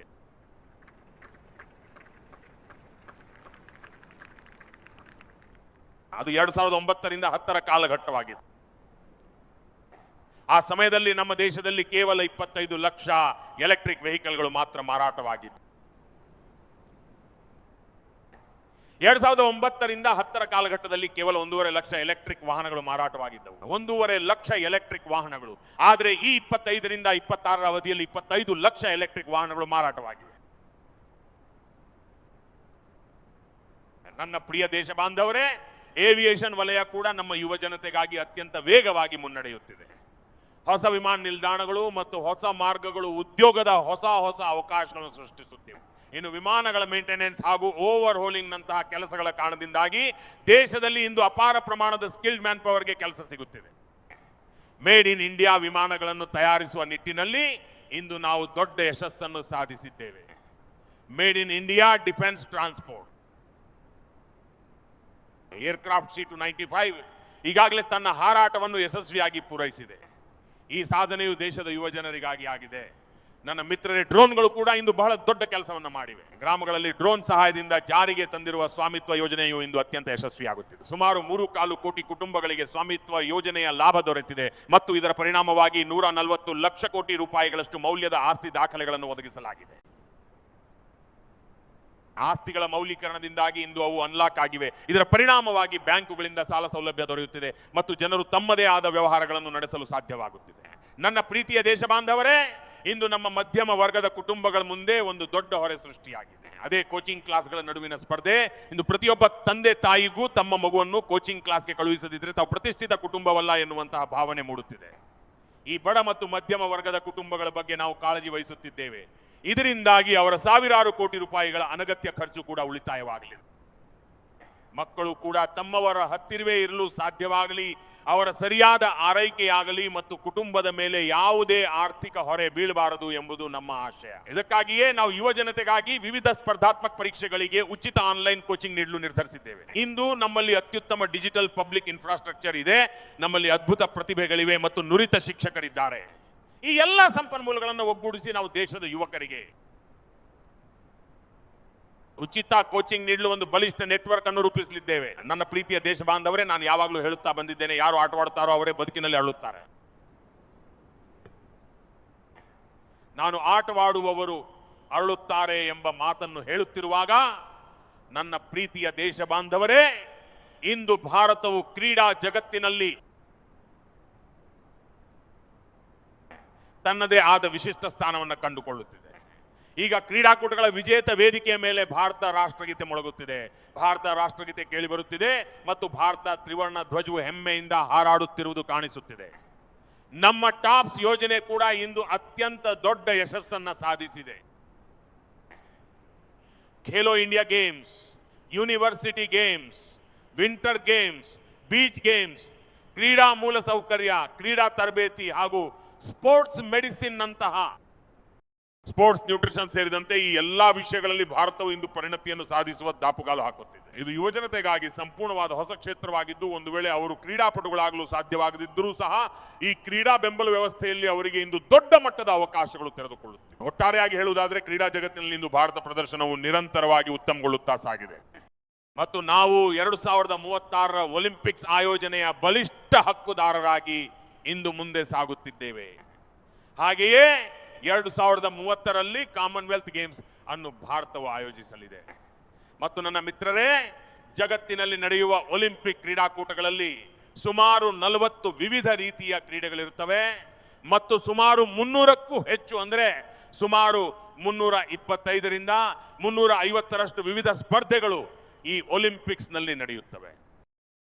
ಮತ್ತು ನನ್ನ ದೇಶದ ಬಾಂಧವರೇ, ನನ್ನ ಯುವ ಮಿತ್ರರೇ, ಇದನ್ನು ಕೇಳಿ ನಿಮಗೆ ತುಂಬಾ ನೋವಾಗಬಹುದು. ಆದರೆ ನಾನು ನಿಮಗೆ ಒಂದು ಸವಾಲನ್ನು ಒಡ್ಡುತ್ತಿದ್ದೇನೆ ಮತ್ತು ಇದಕ್ಕಾಗಿ ನಿಮ್ಮನ್ನು ಆಹ್ವಾನಿಸುತ್ತಿದ್ದೇನೆ. ಈ ವಿಷಯದಲ್ಲಿ ನನಗೆ ನಿಮ್ಮೆಲ್ಲರ ಸಹಾಯ ಬೇಕಾಗಿದೆ. ಒಲಿಂಪಿಕ್ಸ್ನ ಸುಮಾರು 325ರಷ್ಟು ವಿವಿಧ ಸ್ಪರ್ಧೆಗಳಲ್ಲಿ ಭಾರತವು ಇಂದು ಕನಿಷ್ಠ 2/3 ಕ್ರೀಡೆಗಳಲ್ಲಿ ಎಲ್ಲಿಯೂ ಭಾಗವಹಿಸುತ್ತಿಲ್ಲ. ಅಲ್ಲಿ ನಮ್ಮ ಉಪಸ್ಥಿತಿಯೇ ಇರುವುದಿಲ್ಲ, ನಾವು ಆ ಕ್ರೀಡೆಗಳಿಗೆ ಅರ್ಹತೆಯನ್ನೇ ಪಡೆಯುತ್ತಿಲ್ಲ. ಆದರೆ 2036ರಲ್ಲಿ ನಡೆಯಲಿರುವ ಒಲಿಂಪಿಕ್ ಕ್ರೀಡಾಕೂಟವು ಭಾರತದಲ್ಲಿ ನಡೆಯಬೇಕೆಂದು ನಾವು ಬಯಸಿದ್ದೇವೆ ಮತ್ತು ಇದಕ್ಕಾಗಿ ನಾವು ಈಗಿನಿಂದಲೇ ದೃಢವಾದ ನಿರ್ಧಾರವನ್ನು ಮಾಡಿದ್ದೇವೆ. ಯಾವ ಕ್ರೀಡೆಗಳಲ್ಲಿ ಇಂದು ಭಾರತವು ಭಾಗವಹಿಸುತ್ತಿಲ್ಲವೋ, ಯಾವ ಕ್ರೀಡಾ ವಿಭಾಗಗಳಲ್ಲಿ ಭಾರತವು ಅರ್ಹತೆಯನ್ನು ಪಡೆಯುತ್ತಿಲ್ಲವೋ ಮತ್ತು ಯಾವ ಸ್ಪರ್ಧೆಗಳಿಂದ ಭಾರತವು ಇಂದು ದೂರ ಉಳಿದಿದೆಯೋ ಅಂತ ಕಡೆಗಣಿತ ಕ್ರೀಡಾ ಕ್ಷೇತ್ರಗಳ ಮುಕ್ಕಾಲು ಭಾಗವು ಇಂದು ನಮ್ಮ ನಿರೀಕ್ಷೆಯಲ್ಲಿದೆ. ಭಾರತವು ಅಂತಹ ಕ್ರೀಡೆಗಳಿಗೆ ಹೆಚ್ಚಿನ ಒತ್ತು ನೀಡಲಿದೆ ಮತ್ತು ಇದಕ್ಕಾಗಿ ನಾವು ಟ್ಯಾಲೆಂಟ್ ಹಂಟ್ ಎಂಬ ವಿಶೇಷ ಅಭಿಯಾನವೊಂದನ್ನು ನಡೆಸಲು ಉದ್ದೇಶಿಸಿದ್ದೇವೆ. ಒಂದು ವೇಳೆ ನಮಗೆ 2036ರ ಒಲಿಂಪಿಕ್ಸ್ಗಾಗಿ ಕ್ರೀಡಾಪಟುಗಳು ಬೇಕಿದ್ರೆ ಇಂದು 5, 10 ಅಥವಾ 15 ವರ್ಷ ವಯಸ್ಸಿನ ಯುವಕರು ಮತ್ತು ಮಕ್ಕಳ ಕಡೆಗೆ ನಾವು ಗಮನ ಹರಿಸಬೇಕಿದೆ. ನಮ್ಮ ಹೆಣ್ಣು ಮಕ್ಕಳ ಮೇಲೆ ಗಮನ ಹರಿಸಬೇಕಿದೆ. ಆದ್ದರಿಂದಲೇ 5ರಿಂದ 15 ವರ್ಷದೊಳಗಿನ ಮಕ್ಕಳಲ್ಲಿ ಅಡಗಿರುವ ಕ್ರೀಡಾ ಪ್ರತಿಭೆಯನ್ನು ಹುಡುಕಲು ನಾವು ಪ್ರತಿ ಹಳ್ಳಿಗೂ, ನಗರಗಳಿಗೂ ಮತ್ತು ಪ್ರತಿ ಶಾಲೆಗಳಿಗೂ ತಲುಪಲಿದ್ದೇವೆ. ಈ ನಿಟ್ಟಿನಲ್ಲಿ ಪ್ರತಿಭಾನ್ವೇಷಣೆಯ ಒಂದು ಬೃಹತ್ ಅಭಿಯಾನವನ್ನು ನಡೆಸಲಾಗುವುದು. ಮಕ್ಕಳಲ್ಲಿರುವ ಕ್ರೀಡಾ ಪ್ರತಿಭೆಯನ್ನು ಗುರುತಿಸಿ ನಂತರ ಅವರಿಗೆ ವಿಶೇಷ ತರಬೇತಿಯನ್ನು ನೀಡುವ ಮೂಲಕ ದೇಶಕ್ಕಾಗಿ ಆಡುವ ಅತ್ಯುತ್ತಮ ಕ್ರೀಡಾಪಟುಗಳನ್ನಾಗಿ ಸಿದ್ಧಪಡಿಸಲಾಗುವುದು. ನನ್ನ ಪ್ರೀತಿಯ ಯುವಜನರೇ, ಇಂದು ದೇಶದ ಮುಂದೆ, ನಮ್ಮ ದೇಶದ ಯುವಶಕ್ತಿಯ ಮುಂದೆ ಮಾದಕ ವ್ಯಸನವು ಅತಿ ದೊಡ್ಡ ಸಂಕಟವಾಗಿ ಪರಿಣಮಿಸುತ್ತಿದೆ. ಮಾದಕ ಮುಕ್ತ ಭಾರತವನ್ನು ನಿರ್ಮಿಸುವುದು ನಮ್ಮೆಲ್ಲರ ಸಾಮೂಹಿಕ ಜವಾಬ್ದಾರಿ ಆಗಬೇಕು. ನಮ್ಮ ಉಜ್ವಲ ಭವಿಷ್ಯಕ್ಕಾಗಿ ನಮ್ಮ ಯುವ ಪೀಳಿಗೆಯು ಬಲಿಷ್ಠವಾಗಬೇಕಿದೆ. ನಮ್ಮ ಯುವ ಸಾಮರ್ಥ್ಯವು ನಮ್ಮ ದೇಶದ ಏಳಿಗೆಗಾಗಿ ಬಳಕೆಯಾಗಬೇಕು. ಈ ಕಾರಣಕ್ಕಾಗಿಯೇ ಮಾದಕ ಮುಕ್ತ ಭಾರತಕ್ಕಾಗಿ ಕಳೆದ ದಿನಗಳಲ್ಲಿ ಮೈ ಭಾರತ್ ಸ್ವಯಂ ಸೇವಕರು ಕಾರ್ಯೋನ್ಮುಖರಾಗಿದ್ದಾರೆ. ದೇಶದ NGOಗಳು, ದೇಶದ ಸಾಮಾಜಿಕ ಮತ್ತು ಸಾಂಸ್ಕೃತಿಕ ಸಂಸ್ಥೆಗಳು ಹಾಗೂ ದೇಶದ ಆಧ್ಯಾತ್ಮಿಕ ಪುರುಷರು ಸೇರಿಕೊಂಡು ಮಾದಕ ಮುಕ್ತ ಭಾರತಕ್ಕಾಗಿ 100 ವಾರಗಳ ಒಂದು ವಿಶೇಷ ಕಾರ್ಯಕ್ರಮವನ್ನು ರೂಪಿಸಿದ್ದಾರೆ. ಇದು 100 ವಾರಗಳ ಕಾಲ ಸತತವಾಗಿ ನಡೆಯಲಿರುವ ಒಂದು ಬೃಹತ್ ಅಭಿಯಾನವಾಗಿದೆ. ನಾನು ಪ್ರತಿಯೊಂದು ಕುಟುಂಬಕ್ಕೂ ಮನವಿ ಮಾಡುವುದೇನೆಂದರೆ, ನೀವು ಸಹ ಈ ಅಭಿಯಾನದ ಭಾಗವಾಗಿ ಮತ್ತು ಇದರೊಂದಿಗೆ ಕೈಜೋಡಿಸಿ. ನನ್ನ ಪ್ರೀತಿಯ ದೇಶ ಬಾಂಧವರೇ, ಮಾದಕ ಮುಕ್ತ ಭಾರತದ ಕನಸನ್ನು ನನಸು ಮಾಡಲು ನೀವೆಲ್ಲರೂ ಇಂದು ಮುಂದೆ ಬಂದಿದ್ದೀರಿ. 21ನೇ ಶತಮಾನದಲ್ಲಿ ದಶಕಗಳಷ್ಟು ಹಳೆಯದಾದ ಸವಾಲುಗಳು ಏನಿದ್ದವೋ ಅಂತಹ ಸವಾಲುಗಳನ್ನು ಬುಡಸಮೇತ ಕಿತ್ತೊಗೆಯುವುದು ಇಂದು ಅತ್ಯಂತ ಅನಿವಾರ್ಯವಾಗಿದೆ. ನಕ್ಸಲ್ವಾದ ಮತ್ತು ಮಾವೋವಾದಗಳು ಲಕ್ಷಾಂತರ ಯುವಕರ ಭವಿಷ್ಯವನ್ನೇ ಹಾಳು ಮಾಡಿವೆ. ಇವು ಅನೇಕ ತಾಯಂದಿರ ಎಳೆಯ ಪ್ರಾಯದ ಮಕ್ಕಳನ್ನು ಅವರಿಂದ ಕಿತ್ತುಕೊಂಡು ಅವರ ಬದುಕನ್ನು ನಾಶಗೊಳಿಸಿವೆ ಮತ್ತು ಪೋಷಕರ ನೂರಾರು ಕನಸುಗಳನ್ನು ಚೂರು ಚೂರು ಮಾಡಿವೆ. ಈ ನಕ್ಸಲ್ವಾದವು ಸುಮಾರು 4 ದಶಕಗಳ ಕಾಲ ಭಾರತದ ಒಂದು ದೊಡ್ಡ ಭೂಭಾಗವನ್ನು ಹಾಗೂ ಅಲ್ಲಿನ ಅಪಾರ ಜನಸಂಖ್ಯೆಯನ್ನು ತನ್ನ ಕಪಿಮುಷ್ಟಿಯಲ್ಲಿ ಇಟ್ಟುಕೊಂಡಿತ್ತು. ಇವರು ಬಂದೂಕಿನ ಬಲದಿಂದ ಜನರ ಮೇಲೆ ಸವಾರಿ ಮಾಡುತ್ತಾ ನಮ್ಮ ಸಂವಿಧಾನದ ಆಶಯಗಳನ್ನೇ ಗಾಳಿಗೆ ತೂರಿದ್ದರು ಮತ್ತು ದೇಶದ ಸಾಮಾನ್ಯ ನಾಗರಿಕರ ರಕ್ಷಣೆಯಲ್ಲಿ ನಮ್ಮ ಪೊಲೀಸ್ ಭದ್ರತಾ ಪಡೆಯ 3,500ಕ್ಕೂ ಹೆಚ್ಚು ಯುವಕರು ಹುತಾತ್ಮರಾಗಿದ್ದಾರೆ. ಯುದ್ಧದಲ್ಲಿ ಎಷ್ಟು ಸೈನಿಕರು ಮಡಿಯುತ್ತಾರೋ ಅದಕ್ಕಿಂತ ಹೆಚ್ಚಿನ ಸಂಖ್ಯೆಯ ಪೊಲೀಸ್ ಸಿಬ್ಬಂದಿಗಳು ದೇಶದ ಸಾಮಾನ್ಯ ಜನರಿಗೆ ರಕ್ಷಣೆ ನೀಡಲು ತಮ್ಮ ಪ್ರಾಣವನ್ನೇ ಪಣಕ್ಕಿಡಬೇಕಾಯಿತು. ಈ ನಕ್ಸಲ್ವಾದವು ನಮ್ಮ ನೆಲವನ್ನು ರಕ್ತಸಿಕ್ತವನ್ನಾಗಿ ಮಾಡಿತ್ತು. 2014ರಲ್ಲಿ ನೀವು ನಮಗೆ ಅವಕಾಶ ನೀಡಿದಾಗ ಅದೇ ದಿನ ನಾವು ಒಂದು ಸಂಕಲ್ಪವನ್ನು ಮಾಡಿದ್ದೆವು. ನಾವು ದೇಶವನ್ನು ನಕ್ಸಲ್ವಾದದಿಂದ ಮುಕ್ತಗೊಳಿಸುತ್ತೇವೆ ಎಂದು ಸಂಕಲ್ಪ ಮಾಡಿದ್ದೆವು. ಮತ್ತು ಇಂದು ನನಗೆ ಸಂತೋಷವಾಗುತ್ತಿದೆ ಏನೆಂದರೆ, ನಕ್ಸಲೀಯ ಮಾವೋವಾದಿ ಹಿಂಸಾಚಾರವು ತನ್ನ ಕೊನೆಯುಸಿರು ಎಳೆಯುತ್ತಿದೆ. ಬಹುಶಃ ಈಗ ಅದಕ್ಕೆ ಉಳಿಯುವ ಶಕ್ತಿಯೇ ಇಲ್ಲದಂತಾಗಿದೆ.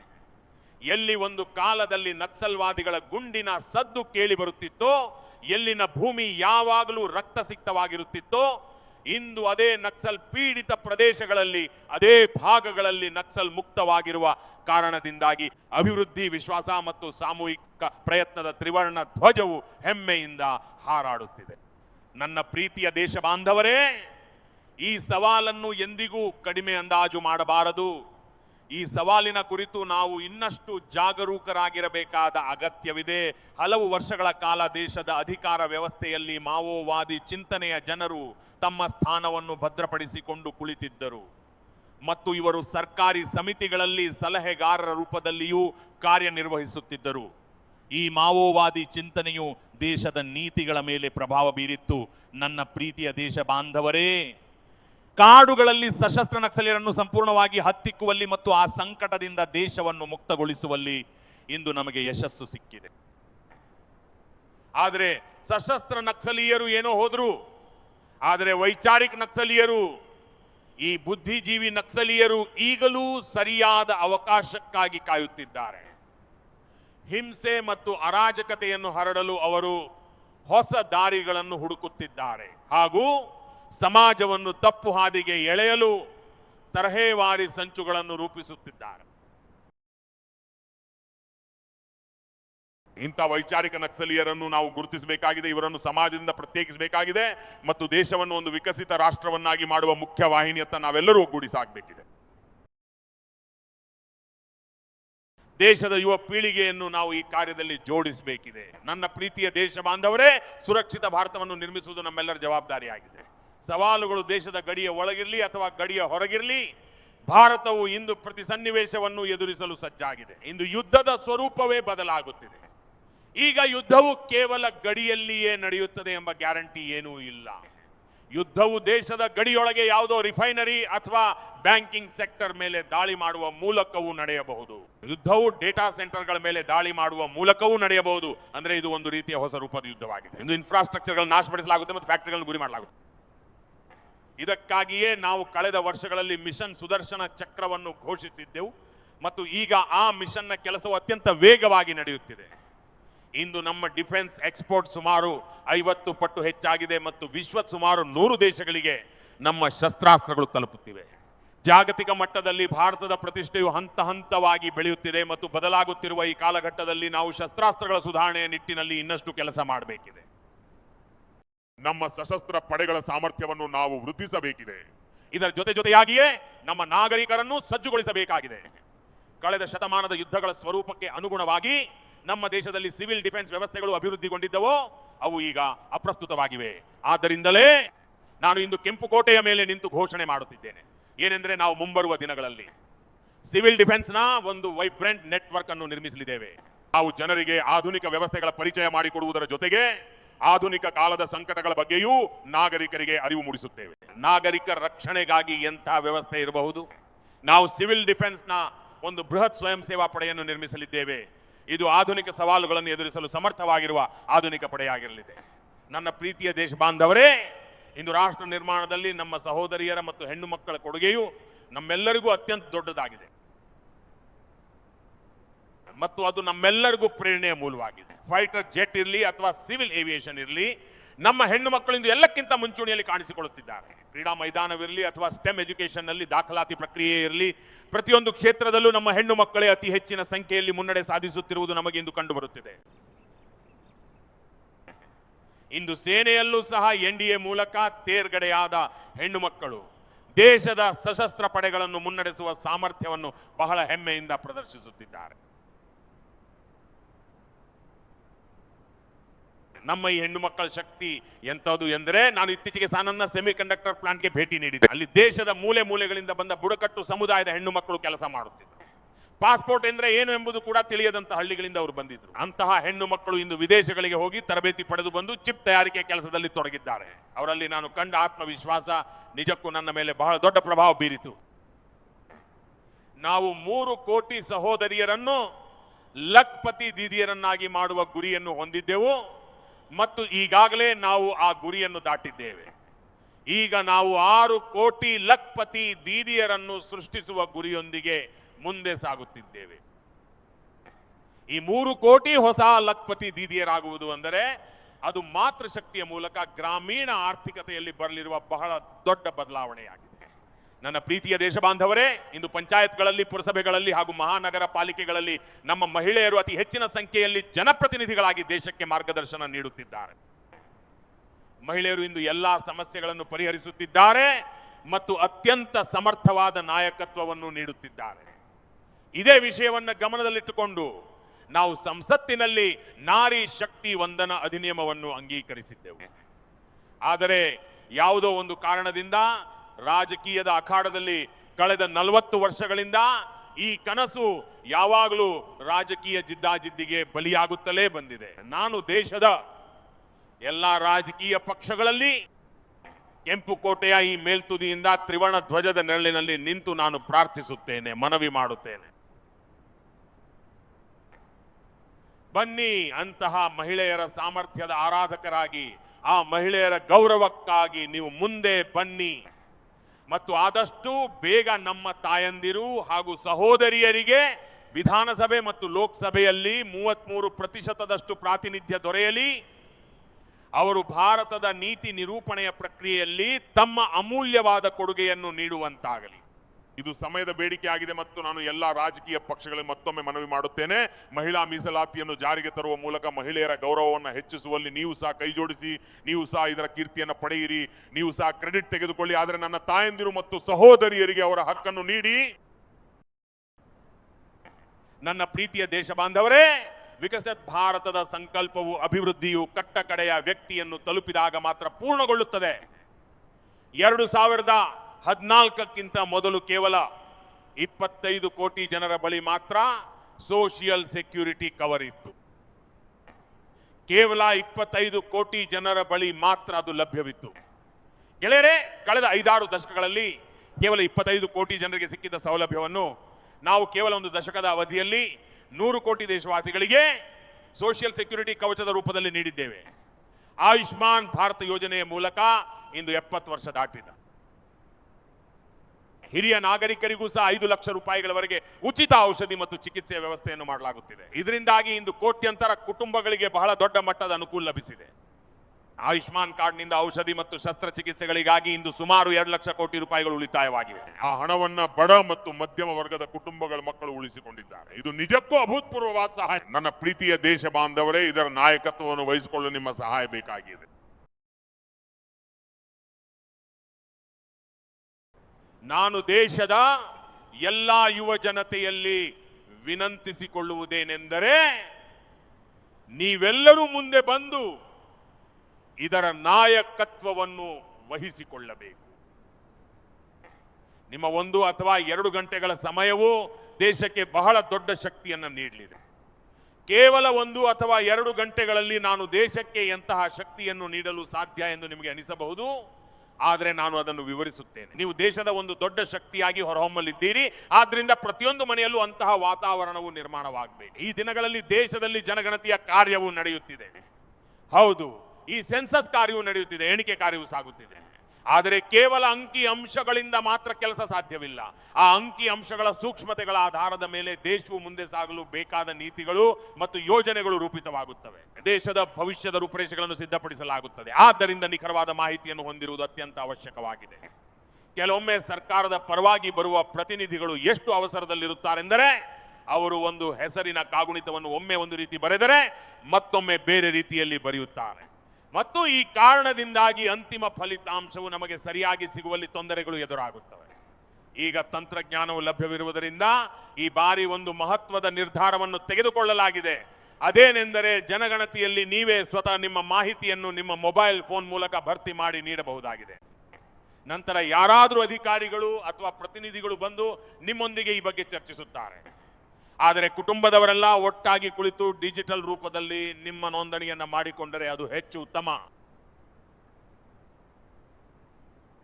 ಕಾಗುಣಿತದಲ್ಲಿ ತಪ್ಪುಗಳಾಗದಂತೆ ಪ್ರತಿಯೊಂದು ಸೂಕ್ಷ್ಮ ಅಂಶಗಳನ್ನು ಗಮನಿಸಿ, ಯಾವುದೇ ಮಾಹಿತಿಯಲ್ಲಿ ಸಣ್ಣ ತಪ್ಪು ಇರದಂತೆ ಎಚ್ಚರ ವಹಿಸಿ. ನೀವು ಎಷ್ಟು ನಿಖರವಾದ ಮಾಹಿತಿಯನ್ನು ನೀಡುತ್ತೀರೋ ದೇಶವು ಪ್ರಗತಿಯತ್ತ ಸಾಗಲು ಅಷ್ಟೇ ದೊಡ್ಡ ಸಹಾಯವಾಗುತ್ತದೆ. ಮತ್ತು ಈ ಕಾರಣಕ್ಕಾಗಿಯೇ ನಾನು ದೇಶದ ಯುವ ಜನತೆಯಲ್ಲಿ ಕೇಳಿಕೊಳ್ಳುವುದೇನೆಂದರೆ, ನೀವು ನಿಮ್ಮ ಕುಟುಂಬದ ಸದಸ್ಯರನ್ನೆಲ್ಲ ಜೊತೆಯಲ್ಲಿ ಕುಳ್ಳಿರಿಸಿಕೊಂಡು ಈ ಸಂಪೂರ್ಣ ಫಾರ್ಮ್ ಅನ್ನು ಸರಿಯಾಗಿ ಅರ್ಥ ಮಾಡಿಕೊಳ್ಳಿ. ಮೊದಲು ಕಾಗದದ ಮೇಲೆ ಫಾರ್ಮ್ ಅನ್ನು ಭರ್ತಿ ಮಾಡಿ, ಏನಾದರೂ ತಪ್ಪುಗಳಿದ್ದರೆ ಅವುಗಳನ್ನು ಸರಿಪಡಿಸಿಕೊಳ್ಳಿ ಮತ್ತು ನಂತರ ತಂತ್ರಜ್ಞಾನವನ್ನು ಬಳಸಿಕೊಂಡು ಅದನ್ನು ಡಿಜಿಟಲ್ ರೂಪದಲ್ಲಿ ಅಪ್ಲೋಡ್ ಮಾಡಿ. ನೋಡಿ, ದೇಶವು ಇಷ್ಟು ದೊಡ್ಡ ಕೆಲಸವನ್ನ ಪೂರ್ಣಗೊಳಿಸುತ್ತದೆ ಮತ್ತು ಇದರಿಂದ ದೇಶದ ಸಮಯ ಮತ್ತು ಶಕ್ತಿಯು ಉಳಿತಾಯವಾಗಿ ಒಂದು ಸರಿಯಾದ ಕೆಲಸಕ್ಕಾಗಿ ಬಳಕೆಯಾಗುತ್ತದೆ. ಆದ್ದರಿಂದಲೇ ನನ್ನ ದೇಶದ ಯುವ ಜನರು ಜನಗಣತಿಯ ಈ ಕಾರ್ಯದಲ್ಲಿ ಸಕ್ರಿಯವಾಗಿ ಪಾಲ್ಗೊಳ್ಳಬೇಕೆಂದು ನಾನು ವಿನಂತಿಸಿಕೊಳ್ಳುತ್ತೇನೆ.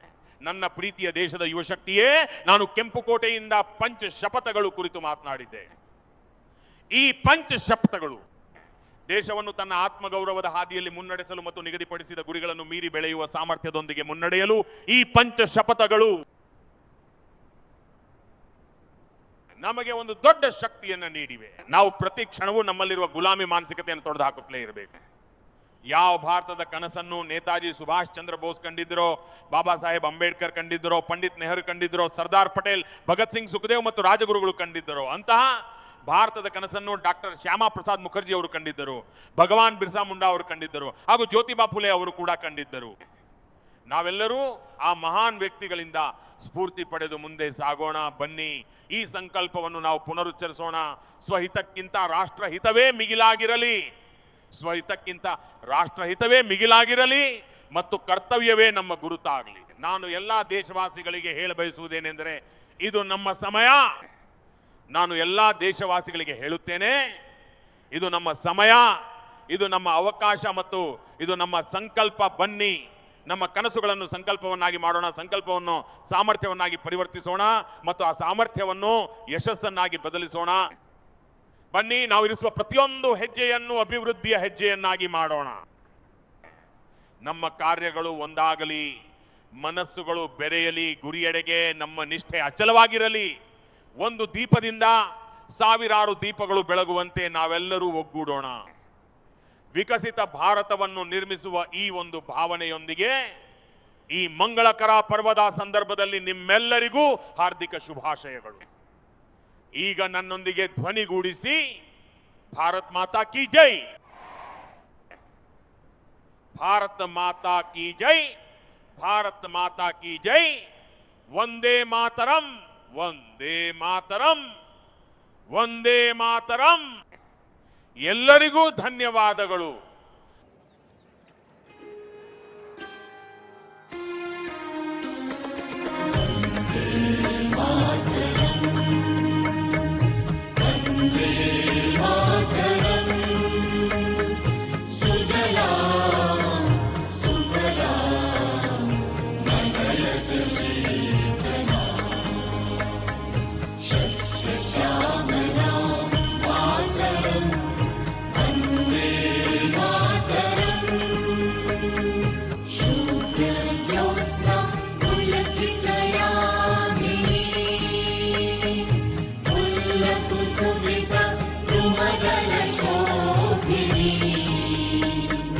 सुहासिनी सुमधुर